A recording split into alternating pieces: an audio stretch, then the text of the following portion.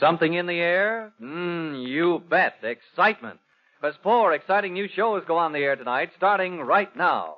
ABC brings out its first Monday night surprise package labeled Dashiell Hammett's Fat Man. The Fat Man is the stalwart detective whose huge size doesn't slow up his progress a bit when it comes to sleuthing. And speaking of detectives, you'll want to meet hard-talking Ross Dolan, played by William Gargan. His business is crime. In his words, I deal in crime. And he follows in half an hour.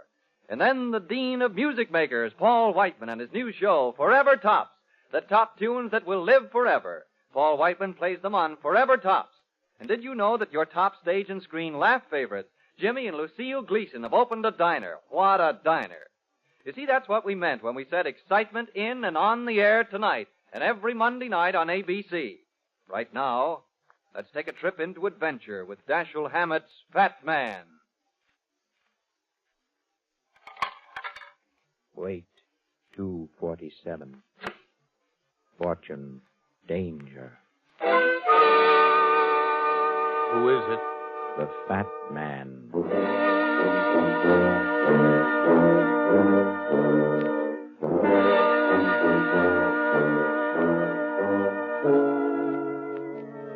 The American Broadcasting Company brings you Dashiell Hammett's latest and most fascinating character, the Fat Man. The hard-boiled, hard-hitting adventures of a criminologist who tips the scale at 247 pounds. Tonight's adventure, the 19th Pearl. And now, here is the Fat Man.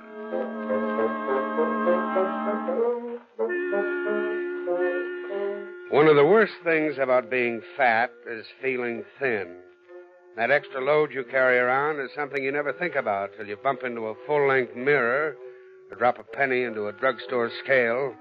Even then you don't feel fat. The only time you really feel it is when you run into a beautiful woman. That's when the old collar kind of chokes you and your hands look big and your legs are hard to cross. That's when you're glad you've got a busy job like mine, solving crimes. This one began in Grand Central Station, right near the information center. My mother was going away for a weekend.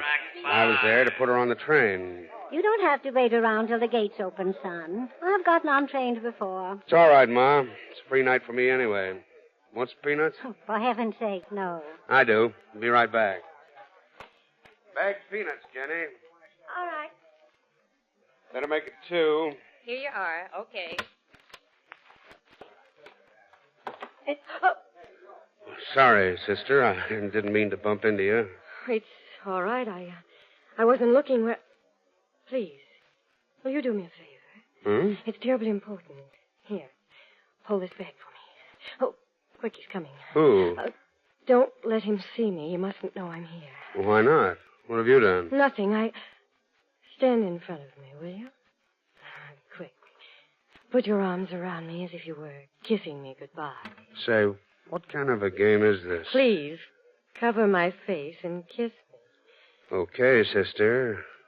How's this? Hold it. How long? Oh, no. No, don't stop. Just keep your arms around me. As long as you say, baby. You know, I've heard about things like this, but I never figured it would happen to a guy like me. All right. That's enough. I wish I thought so. We ought to do this more often. I'll have to run now. He's gone. Maybe you'll be back. Oh, no. No. I mustn't miss the train. Thanks ever so much for helping me. Hey, wait a minute. Aren't you going to tell No, me? there isn't time. But I don't even know. Okay, sister. 2 ships that pass in the night. Well, that was a fond farewell. Who was it, dear? I don't know. What? Never saw her before in my life. Is that why you were kissing her? Don't make a romance out of it, Ma. She just borrowed me for a quick hug, and that's all there was to it. Well, I don't know that it's wise to kiss strange women in stations, son. Have you still got your watch? I've got more than my watch, Ma. I've still got her bag.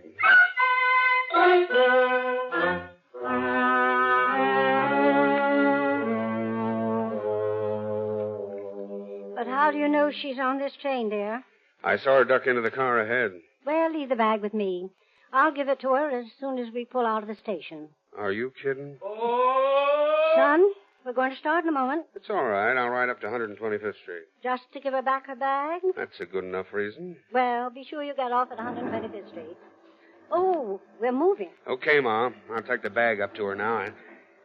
What's the matter? That dame's on the platform. I'm getting off. Careful, son. Watch your step. Sure. See you later. Bye.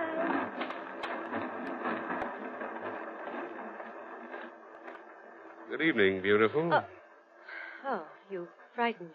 I didn't the last time. Want to play some more? I don't think so. Well, don't go away. I still got your bag. Oh, well, thank you. What's this all about, kid? Who'd you knock off? I beg your pardon. You must have done something. Otherwise, you wouldn't be running away. Why not? Can't I be running away from danger? There's a man following me. The guy on that train? How did you know he was on it? Simple arithmetic. You got on to give him the slip. He must have followed you. Otherwise, you wouldn't have got off. That's exactly what happened. What else happened? I don't know what you mean. Come on, kid. Tell me the truth or I won't help you. I don't know that I want you to help me. Okay, sister. I'll walk right out of the picture. No, wait. Changed your mind? No. A man who's been following me changed it. Huh? He's standing right over there on the platform.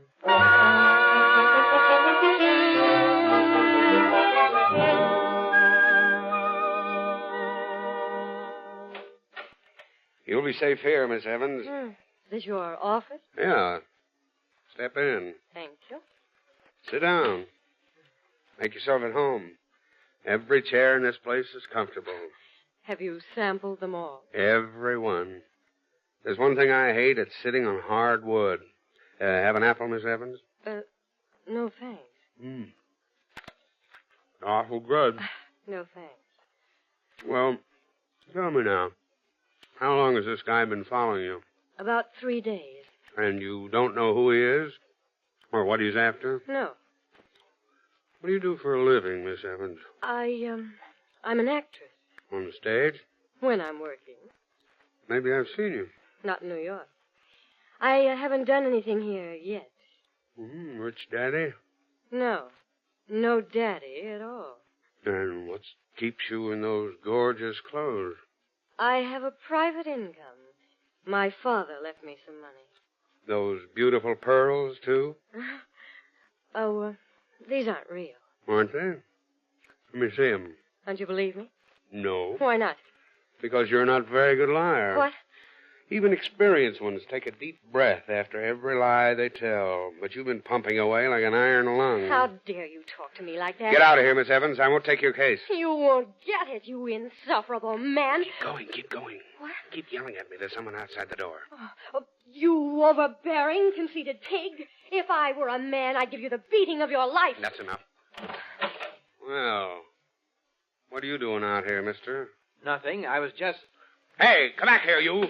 You son of a gun. I'll make it much harder for you when I catch you. You going to stop, you punk, or do I have to die for you? Oh, you big ape. I'm not as slow as I look. Well, you didn't have to tackle me. I'm sorry, old man. It's my old football training. Can you get up? I don't know. There you are. Now, maybe you'll tell me what you were doing outside my door. I was keeping an eye on Miss Evans. That's an interesting pastime. Come on back to the office and tell us why. It's my job. I'm a private detective. Well. Who hired you? Mrs. Stanton. Mrs. Jeffrey Stanton. The banker's wife? Yes.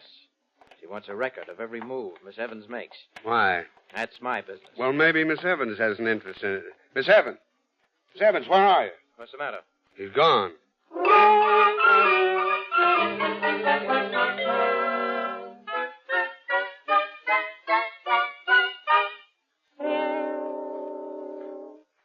A gentleman to see you, Mrs. Stanton. Who is it, Carl? He refused to give me his card, madam. He simply said the fat man is calling.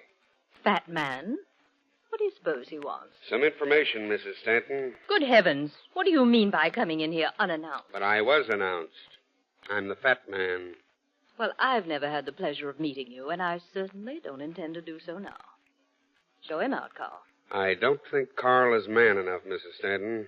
You'd better let me stay. What do you want? Some information about Miss Evans. I couldn't get a thing out of that clam you had following her. What clam? What are you talking about? Shall I call the police, Mrs. Stanton? No. No, I can manage this call. Very well, madam. Now then, what were you saying, Mr. I don't believe you mentioned the name. I didn't. People remember me better as the Fat Man. Oh. Oh, I know who you are now. Mr. Parker told me about you.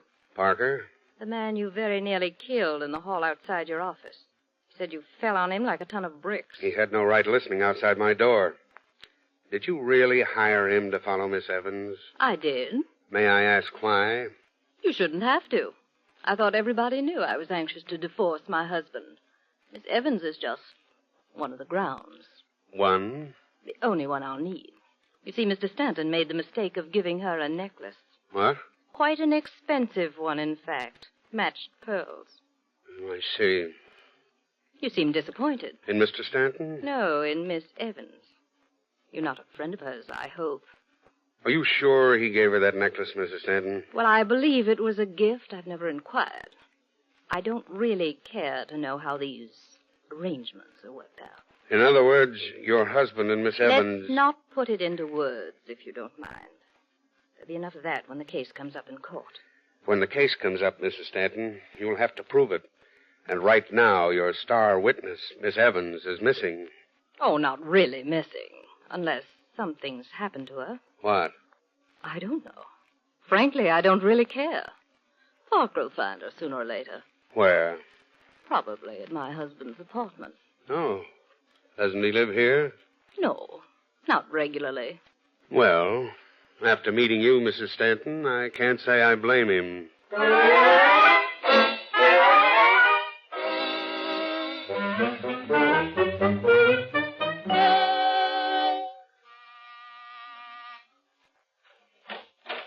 Mr. Stanton in? Yeah, he's in. O'Hara. What are you doing here, Captain? Come on in. I'm waiting for the medical examiner. Oh. Who's dead? Who do you think? Stanton lived here all alone. He might have had company. He did, a little earlier. There's a knife in his chest. Who put it there? I don't know. The murderer didn't leave his card. Want to see the body? You might as well. Where is it? Right over there in the corner. And leave those chocolate-covered almonds alone. The place hasn't been gone over yet. When did all this happen? Don't know yet. I just got here a few minutes ago. And the body was right where it is now? I'm sure it hasn't moved. It's funny, isn't it? What? How a guy gets stabbed in the chest without putting up any kind of a fight. No sign of a struggle around here. So what? Oh, nothing. I just don't like it, that's all. Why not? Because the usual place for a knife is in the back. The chest, you see it coming. You got a chance to protect yourself. Not if you trust the person that's coming at you. Not if she's your sweetheart or something like that. Then you don't see the knife till it's too late. What makes you think it's his sweetheart? I don't. I don't even know if the man had one. Well, then stop putting a noose around her neck. Whose noose? What are you driving at? Nothing. I just don't like your theory, O'Hara. Well, it's apparent he was killed by somebody he trusted. If it wasn't his sweetheart, then... Will you stop mentioning his sweetheart? Why? Is she a friend of yours or something? Don't be funny. Well, what are you mad at? What's eating you tonight? Your theories. Stanton could have been sitting in that chair when he was killed. The murderer could have moved the body to throw us off the track. I doubt it. The murderer didn't even have time to cover up the one clue that's going to convict him. What's that? A piece of string in the dead man's hand. You see how Stanton is holding onto it? String? Looks more like a strong silk thread. Probably something he tore from the murderer's clothing just before the knife went into his heart. You don't tear single threads from a person's clothing, O'Hara? Then what is it? I don't know. Let's open his hand and see. Wait a minute. We don't have to open it. I can see something between the fingers. What is it? A pearl.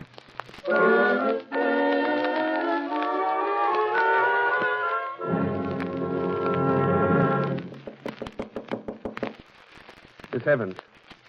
Miss Evans, if you're in your room, for the love of Mike, open up. Who is it? The fat man. Alone? Yes, open up, will you? Well, what's wrong? Plenty. I've got to talk to you like a Dutch uncle. Oh, wait a minute. You can't come in. Shut up. You're in trouble, kid. I'm going to find out just how much. Where did you disappear to when I went after that guy that was following you? I ran down the stairs. What? That's what I want to know. Why? To get away from him, of course. I knew you wouldn't let him follow me. I wish I had. Where did you go? Home? That's a lie. I've been calling up here all night. Well, I stopped off for a bite to eat. Where? At Mr. Stanton's apartment? What? I don't know what you're talking. Come on, baby. Tell me the truth. I know half of it now. I want the other half, or I'll call in the cops. What have I done that's wrong? Lots of things. Most of them aren't my business. But murder is. Murder? You heard me. Don't stand there looking from one of my eyes to the other. Even a lousy actress can look innocent. She's beautiful enough. Why do you keep saying I'm beautiful? Because you are. And if I weren't a man and a half, I'd take you in my arms and... And what? Never mind. Go ahead. Do it. Are you kidding? Do it. I want you to kiss me. My name isn't Darling. You never told me what it was. What can I call you? Nothing. You've got to believe me, darling. You've got to trust me. Why? Because I trust you. Will you kiss me? Yes. Oh. You're awfully sweet when you want it. Who gave you that necklace you're wearing? What? Who gave it to you? Why aren't you wearing it now? I just took it off. Where is it? Don't you believe me? Where is it? I want to see it. I've got it. Where? Right here on my dress. Are you satisfied? Not yet. Is this the necklace you were wearing in my office? How many of these trinkets do you think I have? How do I know? Must be more where this came from. Who gave it to you? Mr. Stanton. Why didn't you tell me that before? Because it was none of your business. Well, that's a good answer. Is it my business now? If you want it. How do you want it to be, Miss Evans? I want it to be Kathy, not Miss Evans. Okay, Kathy. I'll take your case. Have I got one? You will have. The cops will be swarming all over this place by tomorrow morning. Why? Don't worry. Everything will be all right. You didn't feel that way when you came in. When I came in, I never expected to find this string of pearls. Not in one piece, anyway. You mind if I take them? What for? I thought you trusted me. You still haven't answered my question. I need these pearls to make your alibi stand up, Kathy. Don't forget, I'm working for you, but the police aren't.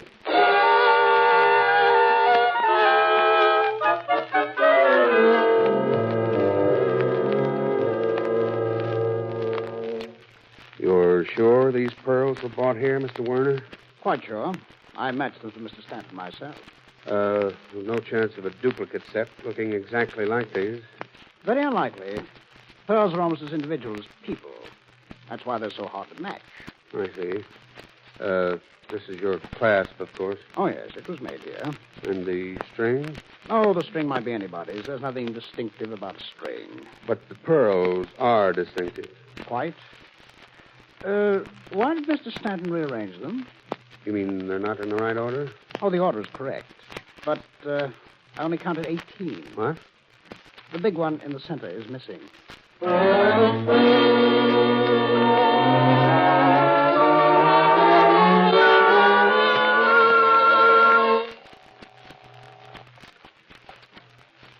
Hello. Hello, Kathy. Oh, yes. This is the fat man. Do you want to swing for the murder of Mr. Stanton? No. Then do what I tell you. But I didn't kill him. Then why didn't you tell me you knew he was dead, you two-faced... No. Shut up. I know you were in Stanton's apartment tonight. You had to be, or you wouldn't have had that necklace back. I don't know what you mean. Don't play dumb with me. You picked those pearls up off the floor and strung them together again. All except one. What? You stupid little fool. You left the most important one in the dead man's hand. Oh, no. Now, this is your last chance, Kathy. Meet me in my office in 15 minutes or I go to the police. But I... Be there.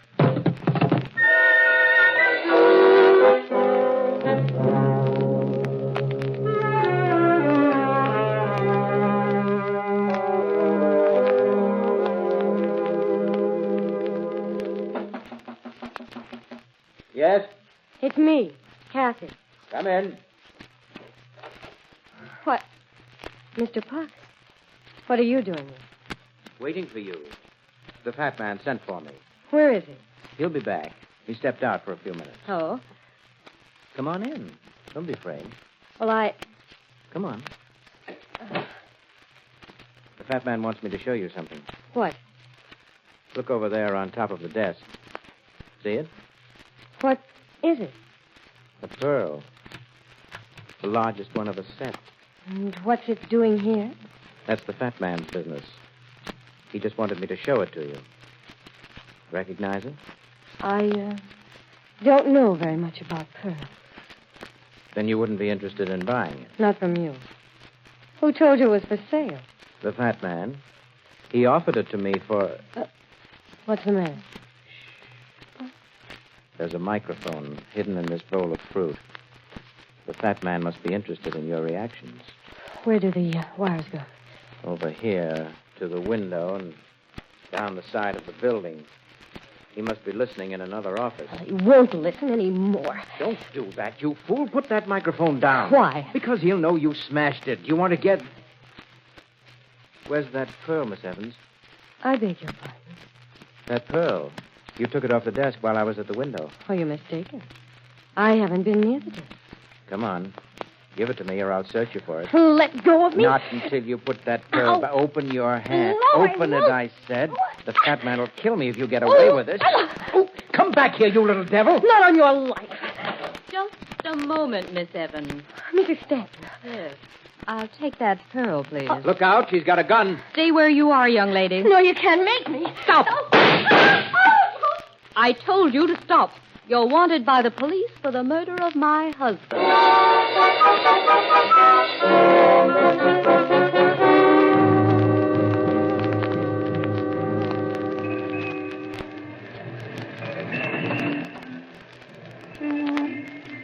Get in the cab, Miss Evans.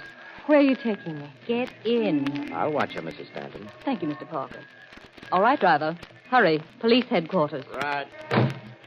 Why don't you start? Gotta wait for the light to change, lady. You gotta wait for me, too. The fat man. Surprise. How do you feel, Kathy? Why, I'm all right. You better have somebody look at that shoulder. Franklin Hospital, driver. Make it snappy. Okay. Just a moment. We're taking her to police headquarters. With a fresh wound in her shoulder, she needs medical attention. But I said... Franklin Hospital, driver, and don't spare the horses.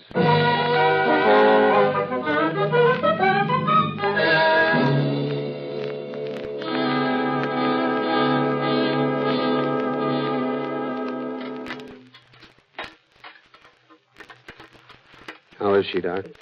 Oh, she'll be all right. Bullet just grazed her shoulder. You're very lucky, Miss Evans. You mean you're very lucky? Don't you know it's against the law to go around shooting people? I couldn't let her get away with that pearl, could I? Why not? That isn't the one they found in your husband's hand. That's just a hunk of paste. But you told us all to come to your office so you could trap the one who tried to steal it. How did you know that? It was obvious. That's no excuse for shooting at her, Mrs. Stanton. Oh, I didn't really shoot. I tried to frighten her more than anything else. Well, in any case, I'll have to make a report to the police. Will you come with me, Mrs. Stanton? Certainly. You're a dead pigeon, Kathy. What do you mean? Even a bald-headed jury won't save you on this one. But I didn't kill him. I think you did. What's your vote, Parker? I won't say until I've heard all the facts. But you know all the facts. Didn't you follow her to Stanton's apartment late this afternoon? Yes, I did. Well, how long was she there? About 20 minutes. And she went right to the railroad station as soon as she left his apartment. But I didn't kill him. He was dead when I got there. Then why did you pick up the pearls and string them together again? Because I knew I was being framed. Somebody put that necklace in Mr. Stanton's hand. That's a good one. It's true. I didn't have the pearls when I went to his apartment. What? They were stolen from me this morning. Can you prove that? No, Can you prove it to me, Kathy? I don't know. Look at me. I'm looking. I didn't kill Mr. Stanton. I swear I didn't. That's not good enough, Kathy. But I'll tell you what I'll do. I'll help you get out of here. What? I'll give you a head start on the police. Don't be a fool. Mind your own business, Parker. This is my business. If she killed Stanton... Go on and give her a break, will you? No, I'm just as responsible as you are. You can't make me a party to this. Then turn your back on it. You're crazy. It's a felony to assist a criminal. I'm going to call the police. Get away from that phone. For heaven's sake, use your head. They'll catch her anyway. Get away from that phone, I said. No, don't. Don't. I can't run away. It'll only make it look worse. Why, of course. The sooner we call the police, the better. Hello? Hello. Get me the police department, please. Yes, sir. You're not going to make that call, Parker. What? You're not going to make that call if I have to pick up one of these knives and jab it into your ribs. Yeah, put that down. Put that down, you fool. Now, you see, Parker, even on short notice, a man reaches out for the murderer's hand, the hand with the knife. What? Don't you understand? When a man comes at you with a knife, you reach for his hand, not for his throat. What are you talking about? Stanton. He couldn't have torn those pearls off Kathy's neck. If she came at him with a knife, he'd have grabbed for her hand the way you grabbed mine. You mean she was framed? You guessed it. She was framed by a guy who knew every move she made. A guy who knew when he could steal that necklace and plant it in Stanton's hand at the most effective time. Who fits that description, Parker? Who knew every move Kathy made these last 3 days? Well, why are you looking at me? Because you're it. You wanted Stanton out of the way so you and Mrs. Stanton could get married and live on Stanton's dough. You're no private detective. I found that out 5 minutes after I met you. Drop that knife and stay where you are. I've got a gun. Look out, Kathy. You may use it. I will if you don't get out of my way. Hello? That phone's open, Parker. You're giving the police your whole confession. What? Oh! Hello? Hello? Take it easy, Captain. I'm bringing in a murderer.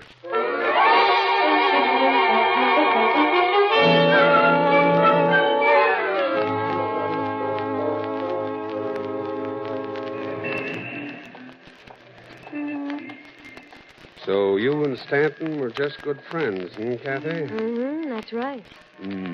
Must have thought an awful lot of his friends to give them pearl necklaces. Well, I know you won't believe it, but he was like that. He once gave a surgeon a brand new car just for operating on his hand. What did you do for the old boy? I went out with him, let him take me to shows and things. Well, here's where I get off. Am I home already? This is it. Night, Kathy. Oh, wait a minute. Am I ever going to see you again? I don't know. Why not? Don't you like me? Sure. I like all beautiful women. Trouble is, I fall in love with them. And what's wrong with that? Having to fall out. So long, Kathy.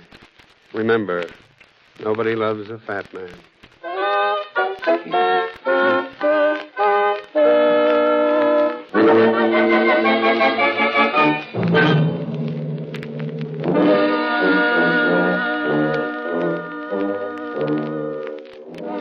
Listen again next week at the same time when the American Broadcasting Company brings you another adventure of Dashiell Hammett's exciting new character, the Fat Man. Next week's story is called The Unfamiliar Face. And, as the Fat Man says, Know a man's face, and you know the man behind it. Line for line, it tells the story of his life. From the women he's known to the crimes he's committed.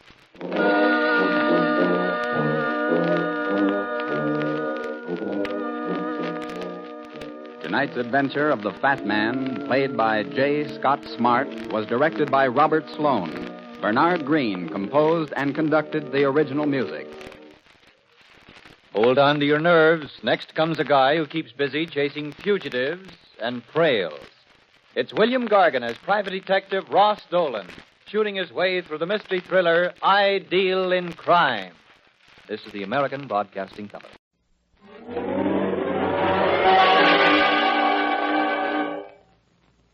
There he goes into that drugstore. He's stepping on the scales. Weight 239 pounds. Fortune, danger. Who is it? The Fat Man.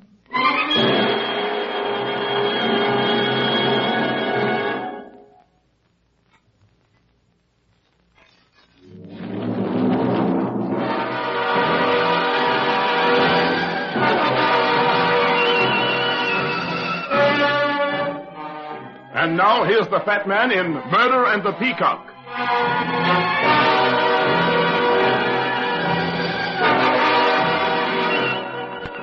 The Brunson Insurance Company specialized in fire and theft.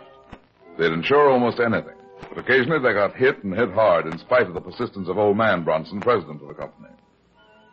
I'd done a lot of work for them from time to time, so I wasn't surprised when I got a call asking me to drop in. I was surprised when I was told the old man himself wanted to see me. I usually dealt with somebody in the investigation department. It was 10 a.m. when I was ushered into the office of the president.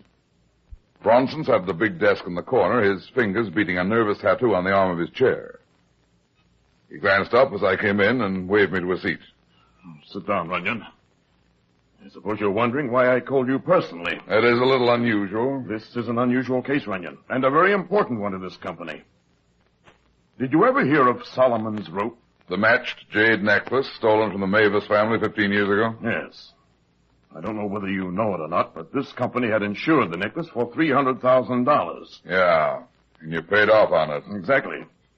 If you remember, the Mavis home was robbed by a gang of gunmen led by a man named Jack Kelly. The first of the Dillinger breed. That's right. The necklace was part of the loot.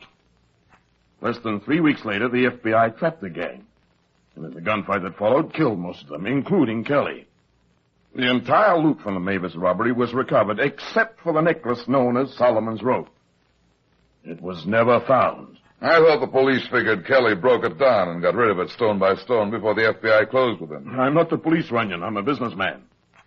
$300,000 represents a tremendous investment to this company. Besides, I think the police were wrong in their theory. Why? Look at it this way. Kelly was just a gunman with more nerve than brains. The FBI was closing in on him. He didn't have much time. He had plenty of ready cash. Why would he take the trouble to get rid of the necklace stone by stone? I think he liked it and hid it someplace. Maybe he thought he'd give it to some girlfriend. 15 years is a long time, Mr. Bronson. Why the sudden interest? Well, I'm coming to that. If you remember, there were 2 members of Kelly's gang who weren't with the rest when the G-men closed in. One was a little weasel-faced fellow named Tucker Malone. I remember. They caught him 2 days later hiding in a flop house in Chicago. That's right. The other missing member was a girl named Kitty Cassidy. They didn't know too much about her and never did catch her. She's still missing. You think this Kitty Cassidy got the necklace? No. She hadn't been with the gang long, and she wasn't Kelly's girl. I don't think she would have known where Kelly hid it, but I do think Tucker Malone might know. He got life, didn't he? Yes, but his sentence was commuted. He was released from prison 3 days ago. And now you think he'll go after the necklace? Exactly. It seems to me you missed a bet on not having somebody pick up his trail when he got out. He might be hard to find by now. Oh, I did that purposely. I didn't want to arouse his suspicions. Now, do you think you can find him? I can try. Good. Then you'll take the job? Yeah. Oh, and by the way, Runyon, I might add that there is a $10,000 reward posted by this company for the return of the necklace.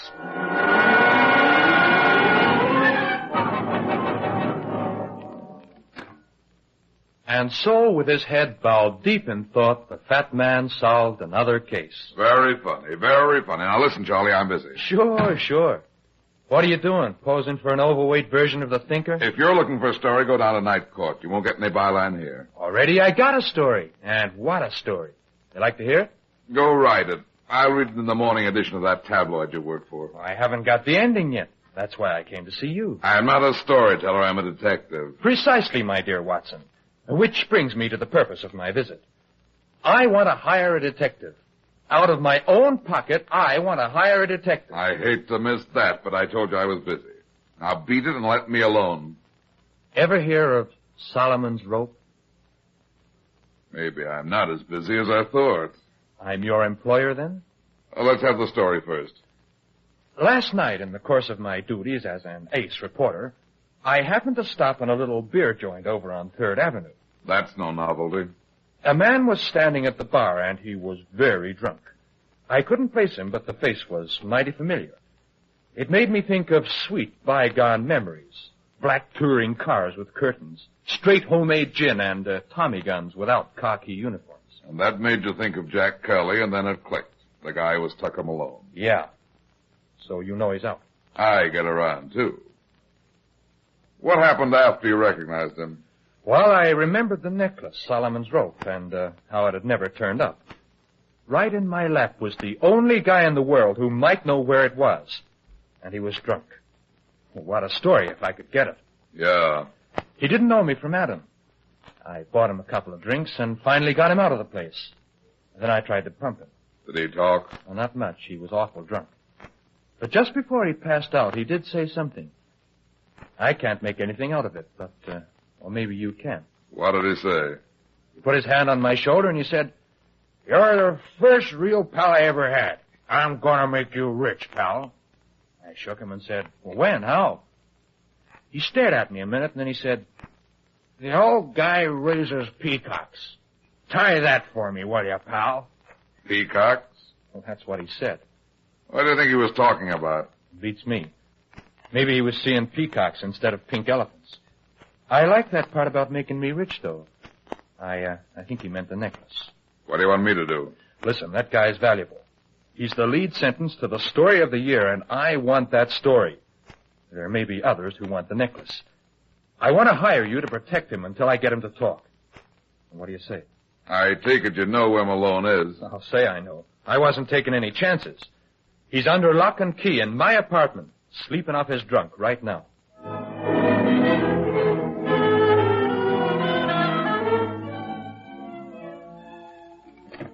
In here. You'd better make some coffee for Malone. That's a good idea. You haven't got a girl hidden in here, too, have you? Girl? Well, of course not. Why? Perfume, smell it. It's constant love. Yeah, you're right. Oh, that's funny. Where's the bedroom? Oh, that door over there. Come on. Oh, look at Malone. Cute, huh? Sleeping like a baby. Yeah.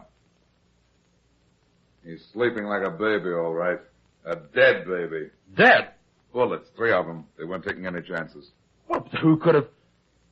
Hey, you don't think I did it? I don't know. But I didn't, Brad, I swear. I told you I left him here sleeping it off. Well, why would I kill him? He was my story. That perfume. It must have been a girl. She came here Yeah, and... maybe.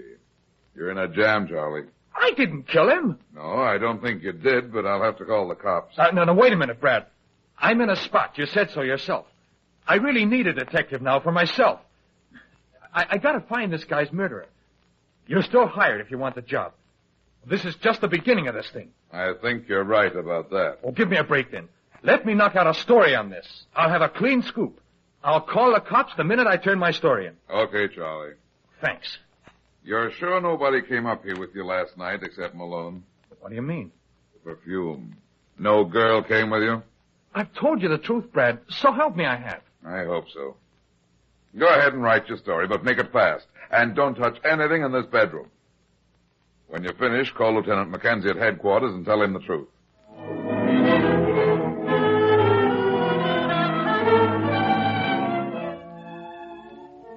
I left the reporter alone with the dead man and drove to my office. All the way downtown, Malone's last words kept running through my head. The old guy raises peacocks, tie that one for me, will you, pal? A drunk's dream or the key to something? In this business, you can't afford to pass up anything, not even a drunk's dream. So somebody raises peacocks. It was just noon when I parked the car and went up to the office. I opened the door and smelled it. The same perfume. Constant love. The girl sat carelessly in the client's chair, one slim leg crossed over the other. I noticed her eyes. You'd always notice her eyes first. They were black. Blacker than the inside of a coffin at midnight. And they caught the light like agates. She motioned slightly with a small, flat automatic pistol in her right hand. Kick the door closed with your foot and try to touch the ceiling with those big, strong arms, fat man. What movie did you step out of, beautiful? All right, wise guy. This gun has 6 bullets in it. According to my figures, your gun, if you still got it with you, has only 3. I want it. Now turn around. Somehow you don't strike me as the constant love type. Never mind that. Now I'll take the gun. Nice ride. No powder smell. Wrong guess number 1 for little kitty. Loaded and hasn't been fired. Must have been the newsboy. Charlie didn't kill Malone, beautiful, and neither did I. We sort of thought you did. Do you think I look like the kind of sap that would kill the goose that lays the golden egg? If the goose had quit laying, yeah. Take your necktie off, fat man. It's not hot. That's what you think. Now off with it. Throw it on the chair. Now open your shirt. Why, the striptease beautiful. A necklace is made to wear around a neck. Even a neck as big as yours. Smart girl, but wrong guess number 2 for little Kitty. Yeah, well, let's stop guessing, huh? Where is it, fat man? I don't know. This gun's got a silencer, and I'm not kidding. Shoot, sweetheart. I wouldn't tell you even if I knew. You've got a nerve. I like guys with nerve. I don't like girls with guns. What made you add my name to this party? That's easy. I've been waiting 14 years to talk to Malone. When he came out, I told him. He must have led you to some interesting places. He did. I saw the newsboy pick Malone up last night. I tailed him to his apartment. Malone was loaded, and I knew he wouldn't move until late today. I came back this morning and paid a call. The reporter was gone, Malone was dead, and the necklace was missing. It wasn't hard to figure, so I hung around outside and waiting. I saw you and the newsboy come in. That gave me ideas, so I came to your office to wait. How did you know me? Why, Mr. Runyon, haven't you heard? You're a celebrity. You like it? It makes sense. Better sense than yours in the reporter story. Now turn around and face the wall. Time to travel. Sorry, but I'll have to keep your gun. Maybe we'll meet again. I can hardly wait. You know, for a fat man, you wouldn't look at all bad in a bathing suit. Okay, sweetheart. Lock the door. Have it your way.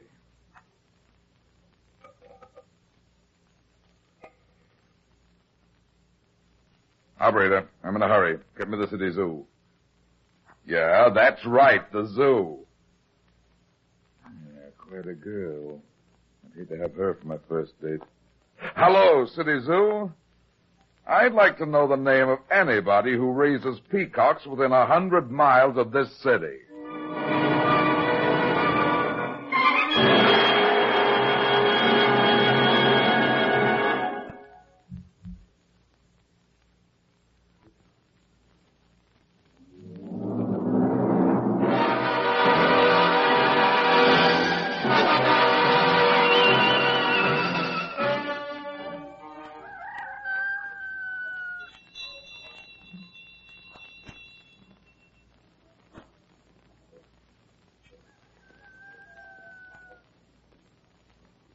Good afternoon, Mrs. Jarvis. Why, yes. How did you know? Land sakes, it's getting cold, ain't it? Yes, it is. I just told George, he's my husband, George, I just told him that he was foolish to go out without a coat, but he won't let those peacocks alone. Won't you come in? Thanks. I reckon that's what you come about, ain't it? The peacocks. As a matter of fact, it is. Sit down, Mr. Runyon. Sit down, Mr. Runyon. George will be in a minute. My, I never saw the like of it. What? All the peacock buyers coming at once. Here we go along, raising them for years, and nobody wants them. And then, in less than a week, 2 of you fellas show up to buy. That's what you're here for, ain't it? Yes, that's it. Of course, I'll want to look them over pretty well. That's just what the other fella said, too. I always like to know what my competitors are doing. I was just wondering who this other fellow was. I don't rightly remember his name, but George might. He was a little fellow with an awful pale face. Looked like he'd never seen the sun. Let's see now. It was the day the barn caught fire. The barn caught fire? Yes. It happened while that little peacock buyer was here. We was all mighty busy putting it out, I can tell you. That was just 2 days ago. This is a nice old house you have here, Mrs. Jarvis. Yes, it's real homey. Lived here all your life? Oh, land sakes, no. George bought this place about 10 years ago. You never know what you might find in an old house like this. Ain't it the truth? Antiques and things. Oh, it's funny you're saying that. I found something very peculiar in this house right after we moved in. You did? Yes. George don't like for me to talk about it. He says it might not be good publicity. What did you find, Mrs. Jarvis? Guns, Mr. Runyon. 5 of them, all loaded up. They was under the floor in the kitchen. Gun? Oh, lots of folks don't know it, but this house was headquarters for some gangsters in the old days. You don't say. Yes, sir. What do you think of that? That's very interesting. You never found anything else, did you? No, not a thing. Some folks think there's a loot hidden here somewhere on the place, but we ain't never seen any of it. Oh, here comes George. Now, don't let on I told you about the guns. He don't like my talking so much. Maggie, where was that? Come in, George. This here is Mr. Runyon. He's another one of those Peacock buyers. He wants to look at your birds. I ain't interested in selling my peacocks, mister. Why, George, what on earth are you... You heard me, Maggie. I ain't interested. So you might just as well run along, mister. But, George, you know very well I that said no. Do you mind if I just look at them? Yes, I do mind. I told you I ain't interested in selling, so why look at them? I don't want no more buyers coming around here, so you can get. George Jarvis, you must have lost your mind. I know what I'm doing. I ain't selling my peacocks, and I ain't showing them to anybody either. And that's final.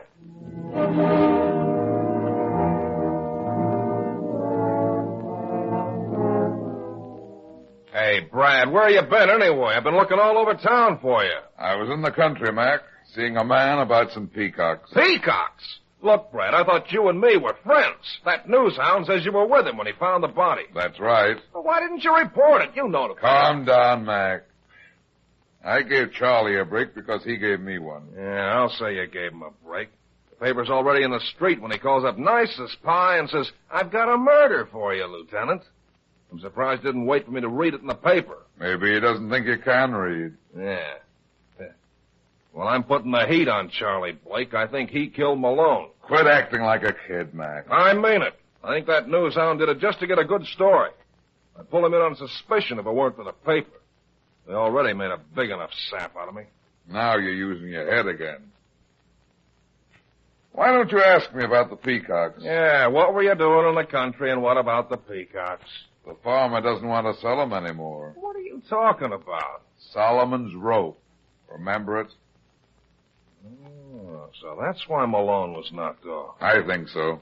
But Kelly broke that necklace up and got rid of it before the FBI got him. I don't think he did. Why not? Because I think I found the place where Kelly hid it. Where? Is that what you mean about the peacocks? Right. A farm up near Statesville that Kelly used as a hideout once.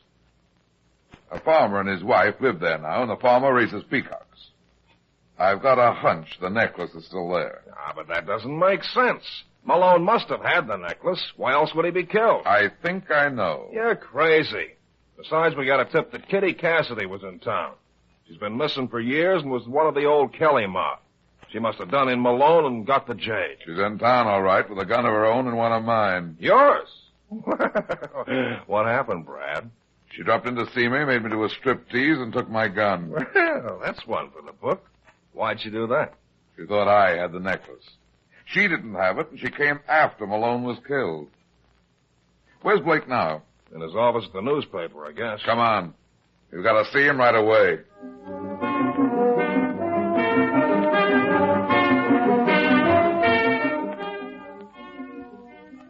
I hope Blake's in his apartment.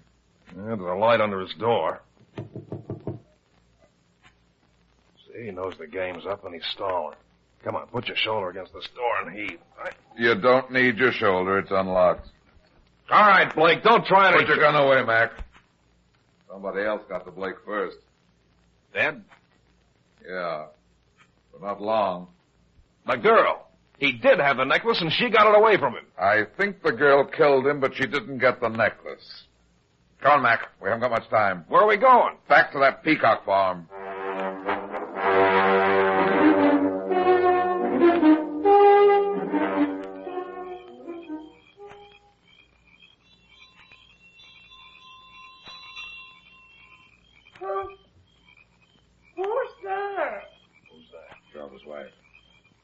Open the door, Mrs. Jarvis. Why, Mr. Runyon, what in the world are you doing here at this time of night? I've never seen such goings on. Decent folks ought to be in bed. Where's your husband? Why, he's gone out to show his peacocks to... who's this other fellow, Mr. Runyon? He's a friend of mine. Oh, well, I just never saw anything like it. First the little man, and then you, and now tonight that girl. Girl? Why, yes. She come about a half an hour ago. We was all ready for bed. I thought she must be crazy wanting to see them birds at this hour. I says to George, them peacocks must be mighty all-fired important all of a sudden. Did he take her out to look at the peacocks? Yes, and they've been out there for the last... Come on, Mac. Why, Mr. Runyon, what's the matter? Where are you going? To see your husband. Oh, well, I don't know. It's mighty dark out there. What's it mean, Brad? The girl's after the necklace, of course. It's still here. We better hurry. You think the girl's going to try and knock off the farmer? I don't know. I can't see anything out here, can you? That dark building off to the left, the Peacock Pen and House. That's where they must be. Hold it, Brad. What's the matter? Over there in the other direction. That other big building. Just saw a light flash over there. That's the barn. They must be in there. Come on. Right. You got a flashlight, Mac? Yeah. Good. Oh, here it is. Hold it a second. I don't hear anything. That's all right. Let's go in.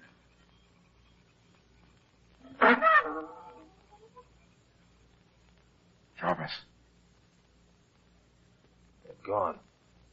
Shine the light around, Mac. No, there's nothing in here. Wait a minute. Shine it back there on that pile of hay again. I thought I saw something. Oh, it's just an old shoe. It's a shoe, all right, Mac. A girl's shoe, and the owner is still wearing it. Look. Dad, is that... It's Kitty. Strangled with a piece of twine. Yeah. There's your murderer, Mac the farmer. He killed Malone and this girl. But Blake, he couldn't have killed him. No, Kitty killed Blake because she thought he had the necklace. When she didn't find it, she must have suspected the farmer of killing Malone. But why? Don't you get it? The farmer found the necklace. He had it all along. He knew Malone was after it. He probably followed him back to town, waited his chance, and killed him. Hey, what's that? The peacock screaming. Somebody's in the pen. Come on. But the peacocks, what are they I screaming? don't know. That was a shotgun. It came from the peacock pen. Hurry, Mac.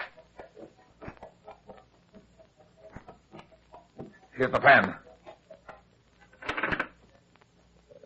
He's gone. Look! They're on the ground, Mac. A dead peacock. He shot it. But why? I think I know now. Come on. He's running off through that field with one of the birds. He probably broke the bird's neck to shut it up. He's not too far ahead. Yeah, but it's so dark it'll be hard to see.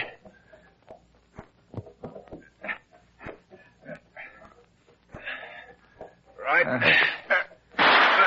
Hey, the shotgun again. What could he be shooting now if he's killed the bird already? I don't know, but... Look, Mac. Over there in the field near the fence. I can't see anything. Give me that light. There. There, now do you see? The farmer. Yeah, but what happened to him? He must have fallen. He fell all right. Look there. Golly, half his head blown off. He tripped in the dark, and when he fell, the shotgun went off and hit him. Well, that'll save the state a lot of trouble. What about the peacock he was carrying? Dead, too. He wrung its neck while he was running. Yeah, but I don't get it. What did he want with the bird? This, Mac. Look here where I'm shining the light, here on the bird. I don't see anything to... Well, I'll be darned. The necklace. Smart boy, that farmer. What better hiding place could he find than the plumage of a peacock? How'd he manage it? Easy. It's strung around the body of the bird and held in place by a piece of wire. The green color of the jade fits in perfectly with the green feathers of the bird. But why did he shoot the other bird back there? It was dark. He thought he had the bird with a necklace. He shot it so he could get it off easier. Then he realized he made a mistake. He probably heard us coming and didn't have time to shoot this one. Or maybe he wanted that one remaining shotgun shell to fire at us. Yeah, but it got him instead. That's irony, isn't it? Yeah. Wait a second, Mac. Wait till I get this necklace off. There. Come on, let's go. Well, you got your necklace and I got my murderers, even if they are both dead. Yeah. And we're each $5,000 richer. Huh? Hey, what are you talking about? That's right, Mac. There's a $10,000 reward for the recovery of this necklace. You helped me get it, so I figure you're entitled to half the reward. Do you mean to say that I'm going to get $5,000 all at once? Uh-huh. $5,000. I guess you'll be able to...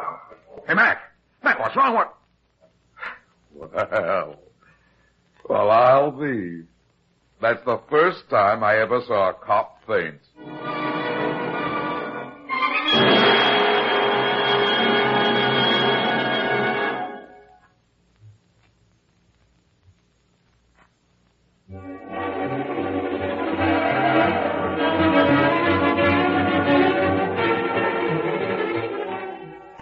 Well, that's that. It seems I spend my life in getting into trouble and getting out of it. But at the same time, I generally manage to get some other people in and out of trouble, too. Be seeing you again.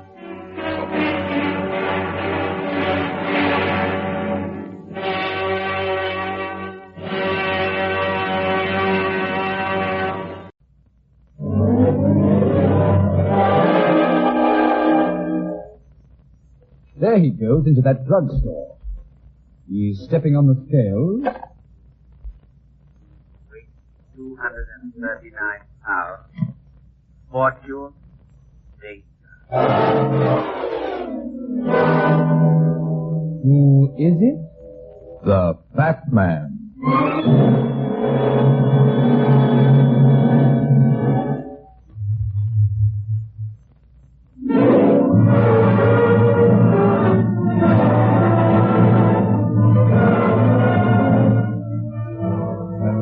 Here's the Fat Man in Murder by Mail.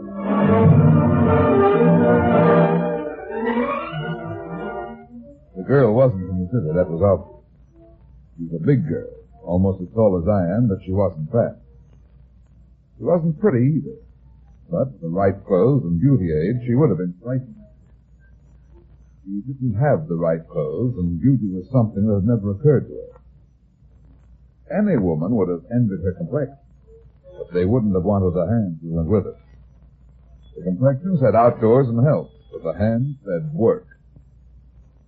I put her age at 35 and lit a cigarette.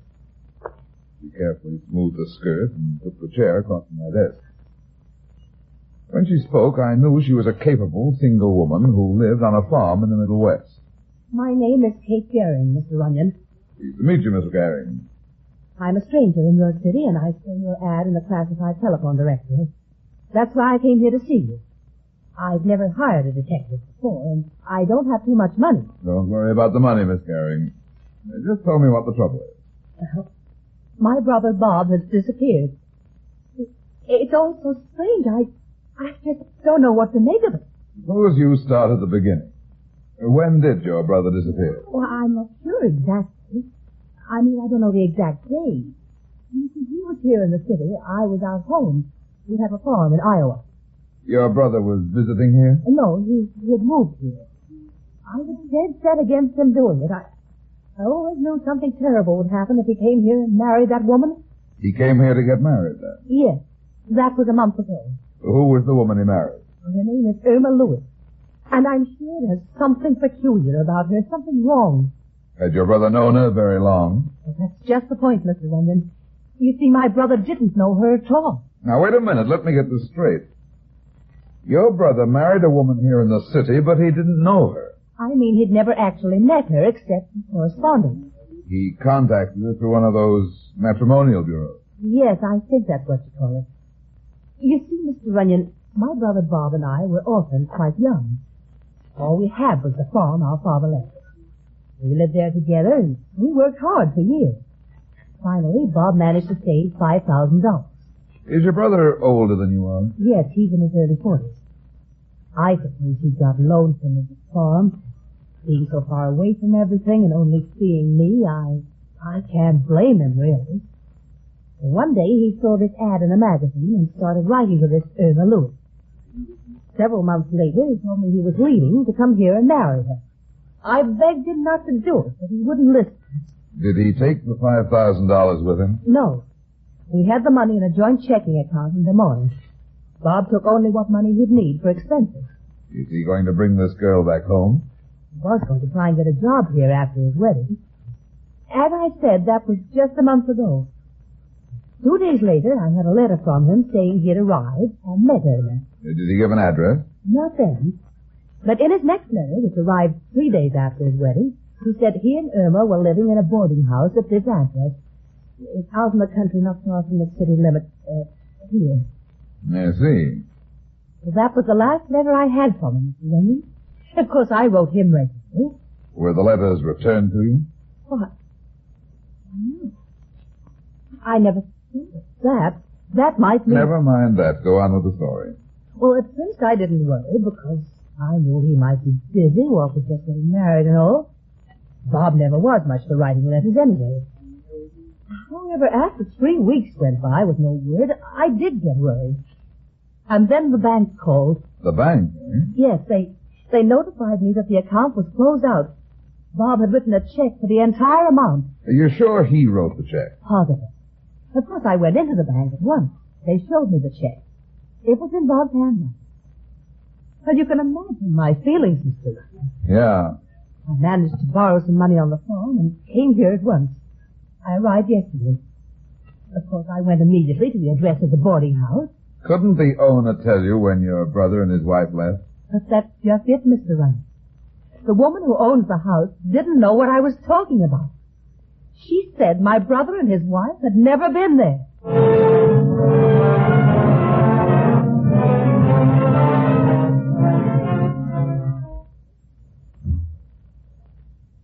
This is the house, Mr. Runyon. It's a gloomy-looking place. Yes. And there's something about the woman who owns it that I don't like. I want you to look at her carefully, Mr. Runyon. When she looks at you, it's frightening. What's the name? Mrs. Shumway.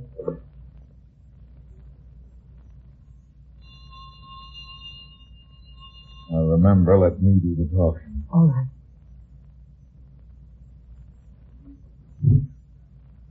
Yes? Is Mrs. Shumway at home? If it's the room you're looking for, we ain't got any. Just a minute. Let go of that door. We're not looking for a room. What do you want?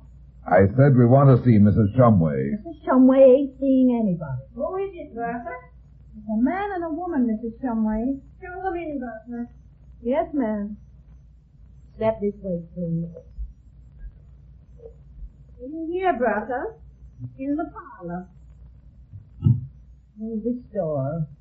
So dark in here you can hardly see. Sometimes I prefer the gloom of shadows. Please sit down. You must forgive me. I'm fond of sitting here in my parlor in semi-darkness. It brings my memories closer. I have many memories. I don't believe I know you. Why have you come to see me? I talked to you last night. Remember? I was looking for my brother. Last night? Let me do the talking, Miss Gehring. I'm afraid I don't understand. I'm Brad Runyon. We're looking for Miss Gehring's brother, Mr. Shumway. It seems he's disappeared, and he wrote her from this address. Last night you told her that you'd never heard of him. My dear young man, there must be some mistake. I never said anything to this woman last night. I'd never seen her before in my life. But I don't understand. I was here last night. You know you told me that. My brother Robert Gehring did write from here. Robert Gehring? You know the name? Oh, of course. He and his wife have a room here. He's here? But you said you'd never heard of him. Just a minute. I believe they're in now. Mr. Gehring? Mr. Gehring? They'll be down in just a second. Last night she told me she didn't know my brother. You're sure this is where you came last night, Miss Gehring? Of course, I'm sure you don't think... I don't know. They'll be down in a minute, Mr. Runyon. A charming couple, the Gehrings.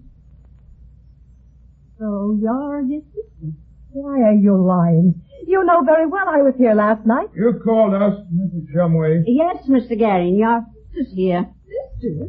Bobby never told me you had a sister. Mr. Runyon. What's the matter, Miss Gehring? Mr. Runyon, that man. He's not my brother, Bob.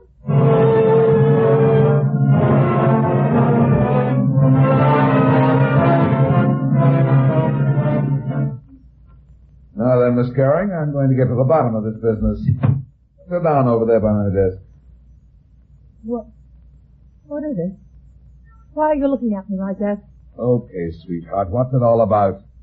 They've done something to my brother. I know it. Are you sure you ever had a brother? You can't believe it. You think I'm insane. I don't know what to think. You come in here with a story of a missing brother. You said Mrs. Shumway denied ever having anybody there by the name of Goering. And yet when we go out there, she says she's never seen you before and immediately produces Robert Goering and his wife. Only you say it's not your brother. But she's lying. I was there last night. I swear it. You've got to help me. I didn't say I wouldn't help you, but I want the truth. But my brother's gone. If you're telling the truth, he isn't the only one who's missing. His wife's missing, too. No, that's Mrs. Goering. That is my brother's wife. I thought you'd never seen her, didn't know her. I haven't, but I've seen her picture. Here, I have it right here in my pocketbook. There. Now do you believe me? Isn't that the same woman we saw? Yes, that's the same woman, all right. And if it is the woman your brother married, there's something very, very wrong.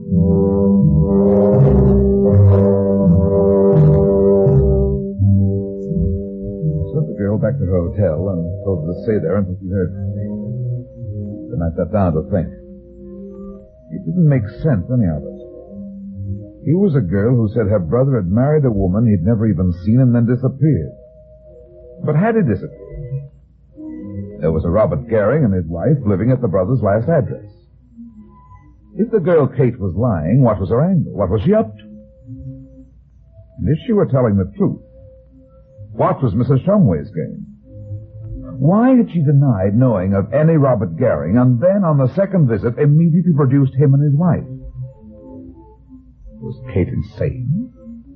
She didn't look crazy. She looked and acted just like any other healthy country girl. And then there was that picture. I lit a cigarette and decided it was just one of those cases where I'd have to develop my own theory.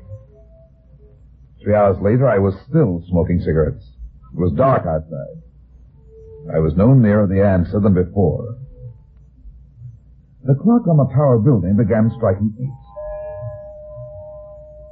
I got out my cigarette, reached my hat, and the telephone rang.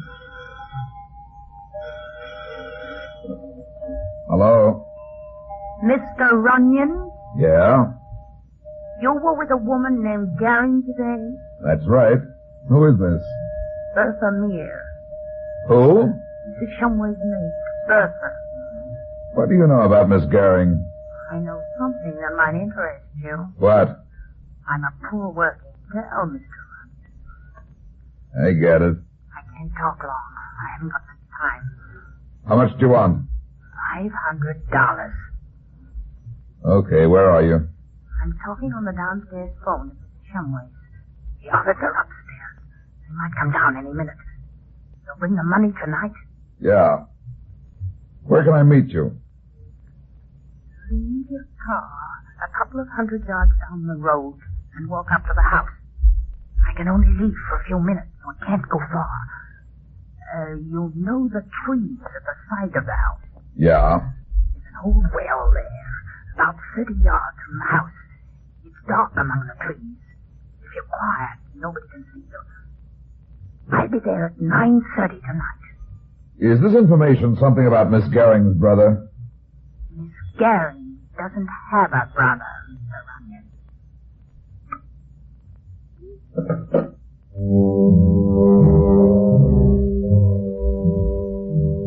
I pushed the phone across the desk, and my eye fell on the picture of Irma Lewis, or Goering, or whatever her real name was. It lay where Kate Goering had put it earlier in the afternoon. She'd forgotten to take it with her, and the phone had half hidden it. I picked it up and looked at it. Just an ordinary 3x5 photograph with a love note scribbled on it. I decided there might be something in the handwriting and put the picture in my pocket. Then I got a flashlight, checked my gun, and went out into the dark corridor. I was bending over to lock the door when I heard the step behind me. My turn wasn't quite fast enough.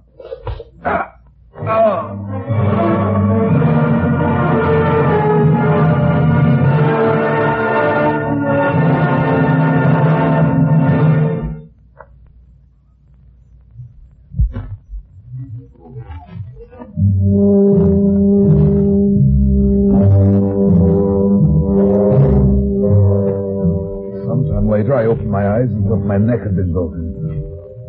Maybe that's what was intended, but I've got a lot of neck. The back of it was stiff and sore, where somebody who knew how had landed a rabbit punch.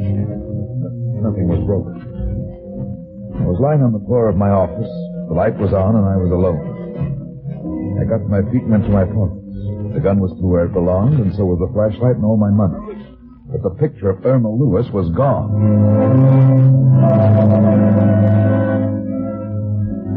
It was 9:25 when I pulled the car off the road 200 yards back from the Shumway house and got out.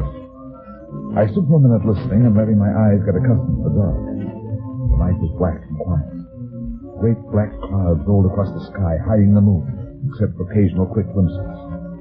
I crossed the road and walked quietly down toward the house. Its outline loomed dark and forbidding in the trees. Lights glowed from two windows on the second floor. 50 yards away, I stopped again and listened. No sound. Walking carefully, I made my way slowly up through the trees and found the old pump. Bertha the maid wasn't there. I leaned against one of the trees and waited. 15 minutes passed and still she didn't come. An uneasy feeling began coming over me and I pressed closer against the tree. Why should I believe the maid? Maybe it was a trap. And then suddenly I heard it, faintly at first, 20 or 30 yards off in the brush away from the house. Something was moving stealthily through the light underbrush. Something I couldn't see. I threw my gun and waited. Whoever it was digging at the brush and ground. I decided they didn't know I was there and began easing slowly toward the noise. I held my breath and stopped. It was a dog. The flashlight was already in my left hand, but the moon saved me the trouble of lighting it by choosing that moment to break through the clouds again. It only stayed a second, but it was long enough for me to see the figure of a dog crouching on top of a neat oblong mound of earth. Suddenly, the dog knew I was there. Easy, old boy, easy. I'm not going to hurt you there. That's a good boy. That's the boy. What is it? That's the dog. I don't believe it. There must be someone. Who's there? Go down there and see if it comes from here. I took 2 steps backward and my foot hit a pile of brush. It was the guy who claimed to be Bob Garing, and the bullet hit a tree 10 feet away. The window banged down and the dog headed for the house. I headed for the road again, running low through the trees. After all, I was trespassing on private property, and I had no proof that anything was really wrong. 20 yards up the road, I heard the front door of the house bang open. I ducked into the woods and went back to where I left the car. I got in and looked back toward the house. A light was bobbing around in the trees near the pump. 4 minutes later, the light moved back to the house and went out. I waited another 5 minutes and then started the motor and drove back towards the city. 2 miles away, I found a filling station with a telephone. I went in and dialed the number of Kate Garing's hotel. Good evening, Hotel Bond. Will you please ring Miss Kate Garing's room? I'm sorry, but Miss Garing is out. You know if she left a message for Mr. Runyon. Oh, are you Mr. Runyon? Yeah. Oh, there is a message for you. Just a second. Her message reads, Mr. Runyon tried to reach you. Something important has happened. I've gone to Mrs. Shumway.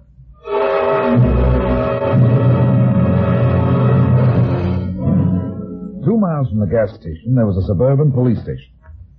The chief was an old friend of mine, so he didn't ask too many questions when I called him and asked him to send a cop out to meet me. 15 minutes later, a prowl car pulled up at the gas station, and a cop got out and came over to me. You're Mr. Runyon? That's right. I'm Officer Larkin. Gee, Mr. Runyon, I'd have known you anywhere. We've all heard a lot about the Fat Man, and I've been wanting to meet you for a long time. Oh, thanks, Larkin, but let's get going. We haven't got much time. What's it all about, Mr. Runyon? The chief just said you wanted a policeman. That's way on the way.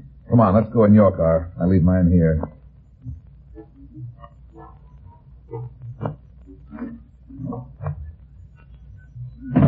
Oh, where to? Straight out this road. Just keep going until I tell you to stop. Okay.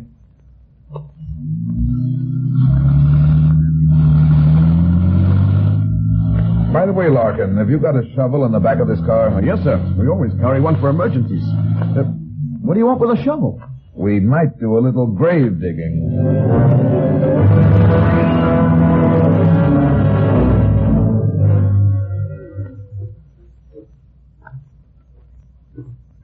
Hold it a second.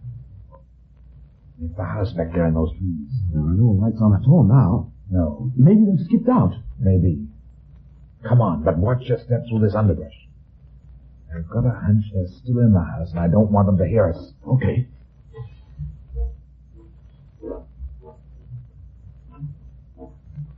Here's the place right over here. Oh, it's so dark I can't see anything. Want me to use the light? No. Give me the shovel and I'll dig. The mound is right here. Yeah, I see it now. That guy up at the house took a shot at me when I was here before. If you show the light, he might see us and try again. Now, give me the shovel. You keep an eye on the house. Okay. Something's been buried here, all right. The ground is soft.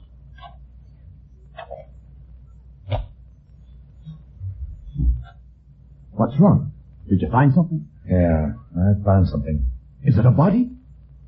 It's a body, all right. A dog body. Well, indeed. So that's all it was, huh? I guess the joke's on you, Mr. Runyon. After all, it ain't a crime to bury a dog in the woods. No. Except, Larkin, this is the same dog that was doing the digging here a half an hour ago.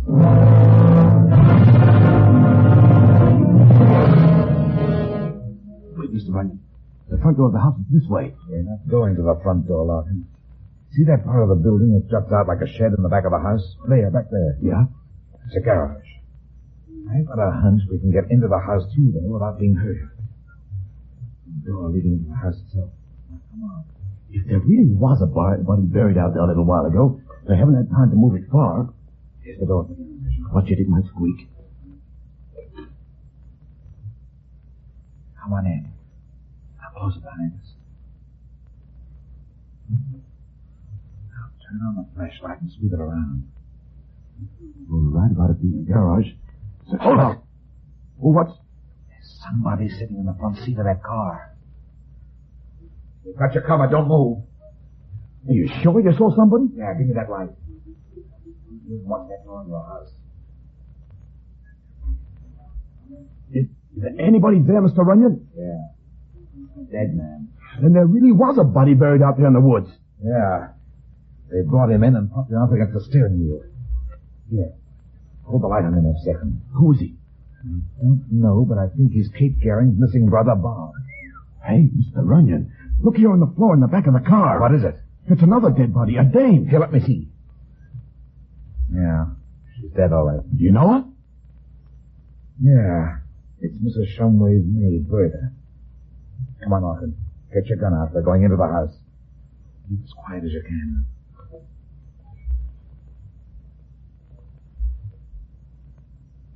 It sure is dark in here. You want the light? Not yet. Easy now. Somebody maybe... Hey, the lights! Somebody turned them on. Just what is the meaning of this, Mr. Runyon? The name is Runyon, ma'am.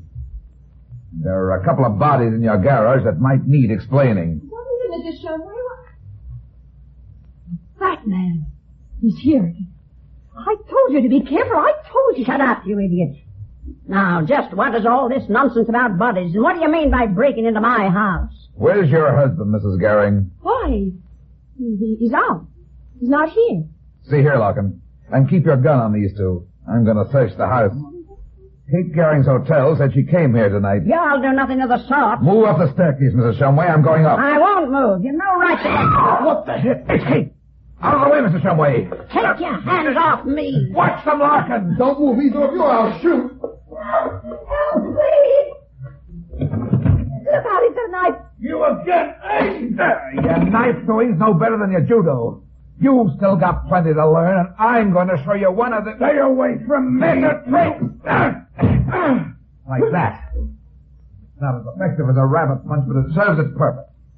And now get up. Don't you? On your feet. We're going back downstairs. You all right, Miss Garing? Yes. Yes, but he was going to kill me. I heard you in the garage. I told you to stay in the hotel. Why did you come out here? She called me tonight. Who? Mrs. Shumway. She said she'd tell me something about my brother. I came and they locked me upstairs.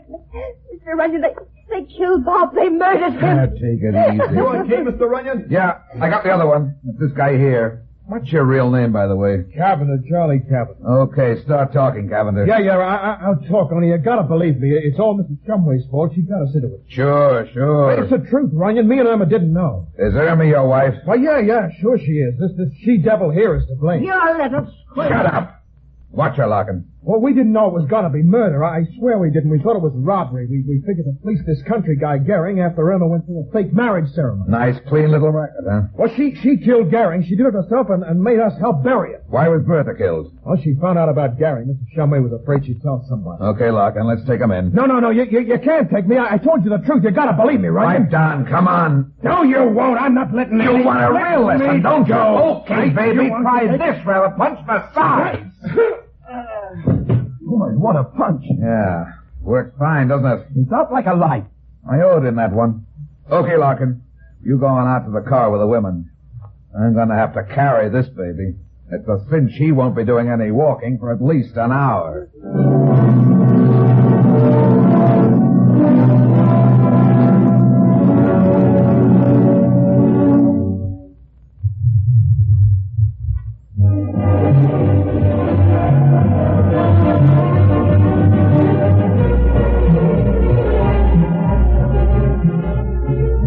Well, that's that. It seems I spend my life in getting into trouble and getting out of it. But at the same time, I generally manage to get some other people in and out of trouble, too. Be seeing you again. So long.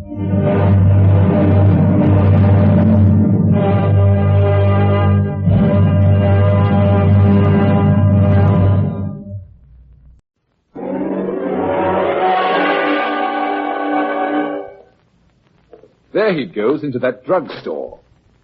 He's stepping on the scales. Weight 239 pounds. Fortune, danger. Who is it? The Fat Man.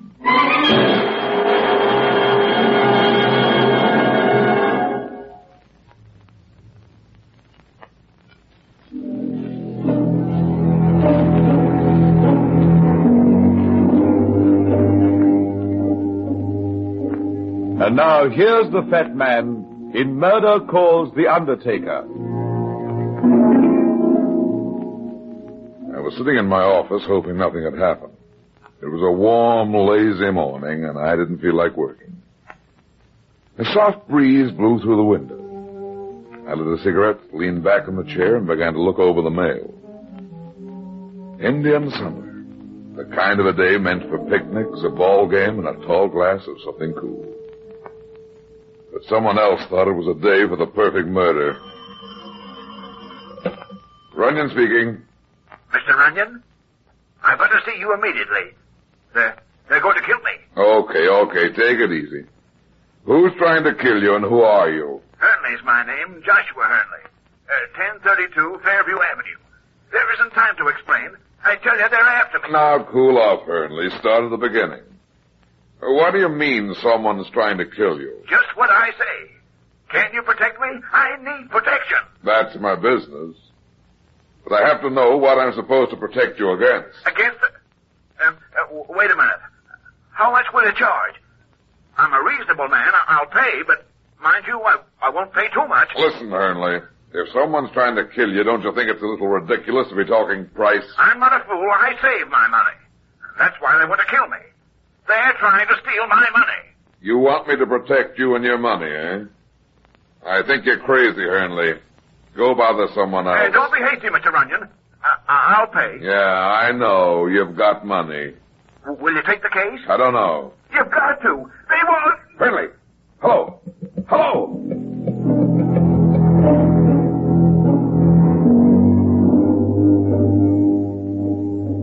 Traffic was heavy, and it took me almost an hour to get to Hurnley's house.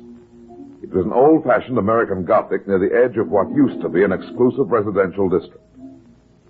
Dirty shutters covered even dirtier windows. Ugly little tufts of scribgrass dotted the neglected grounds. The porch sagged under my weight. I rang the doorbell, waited.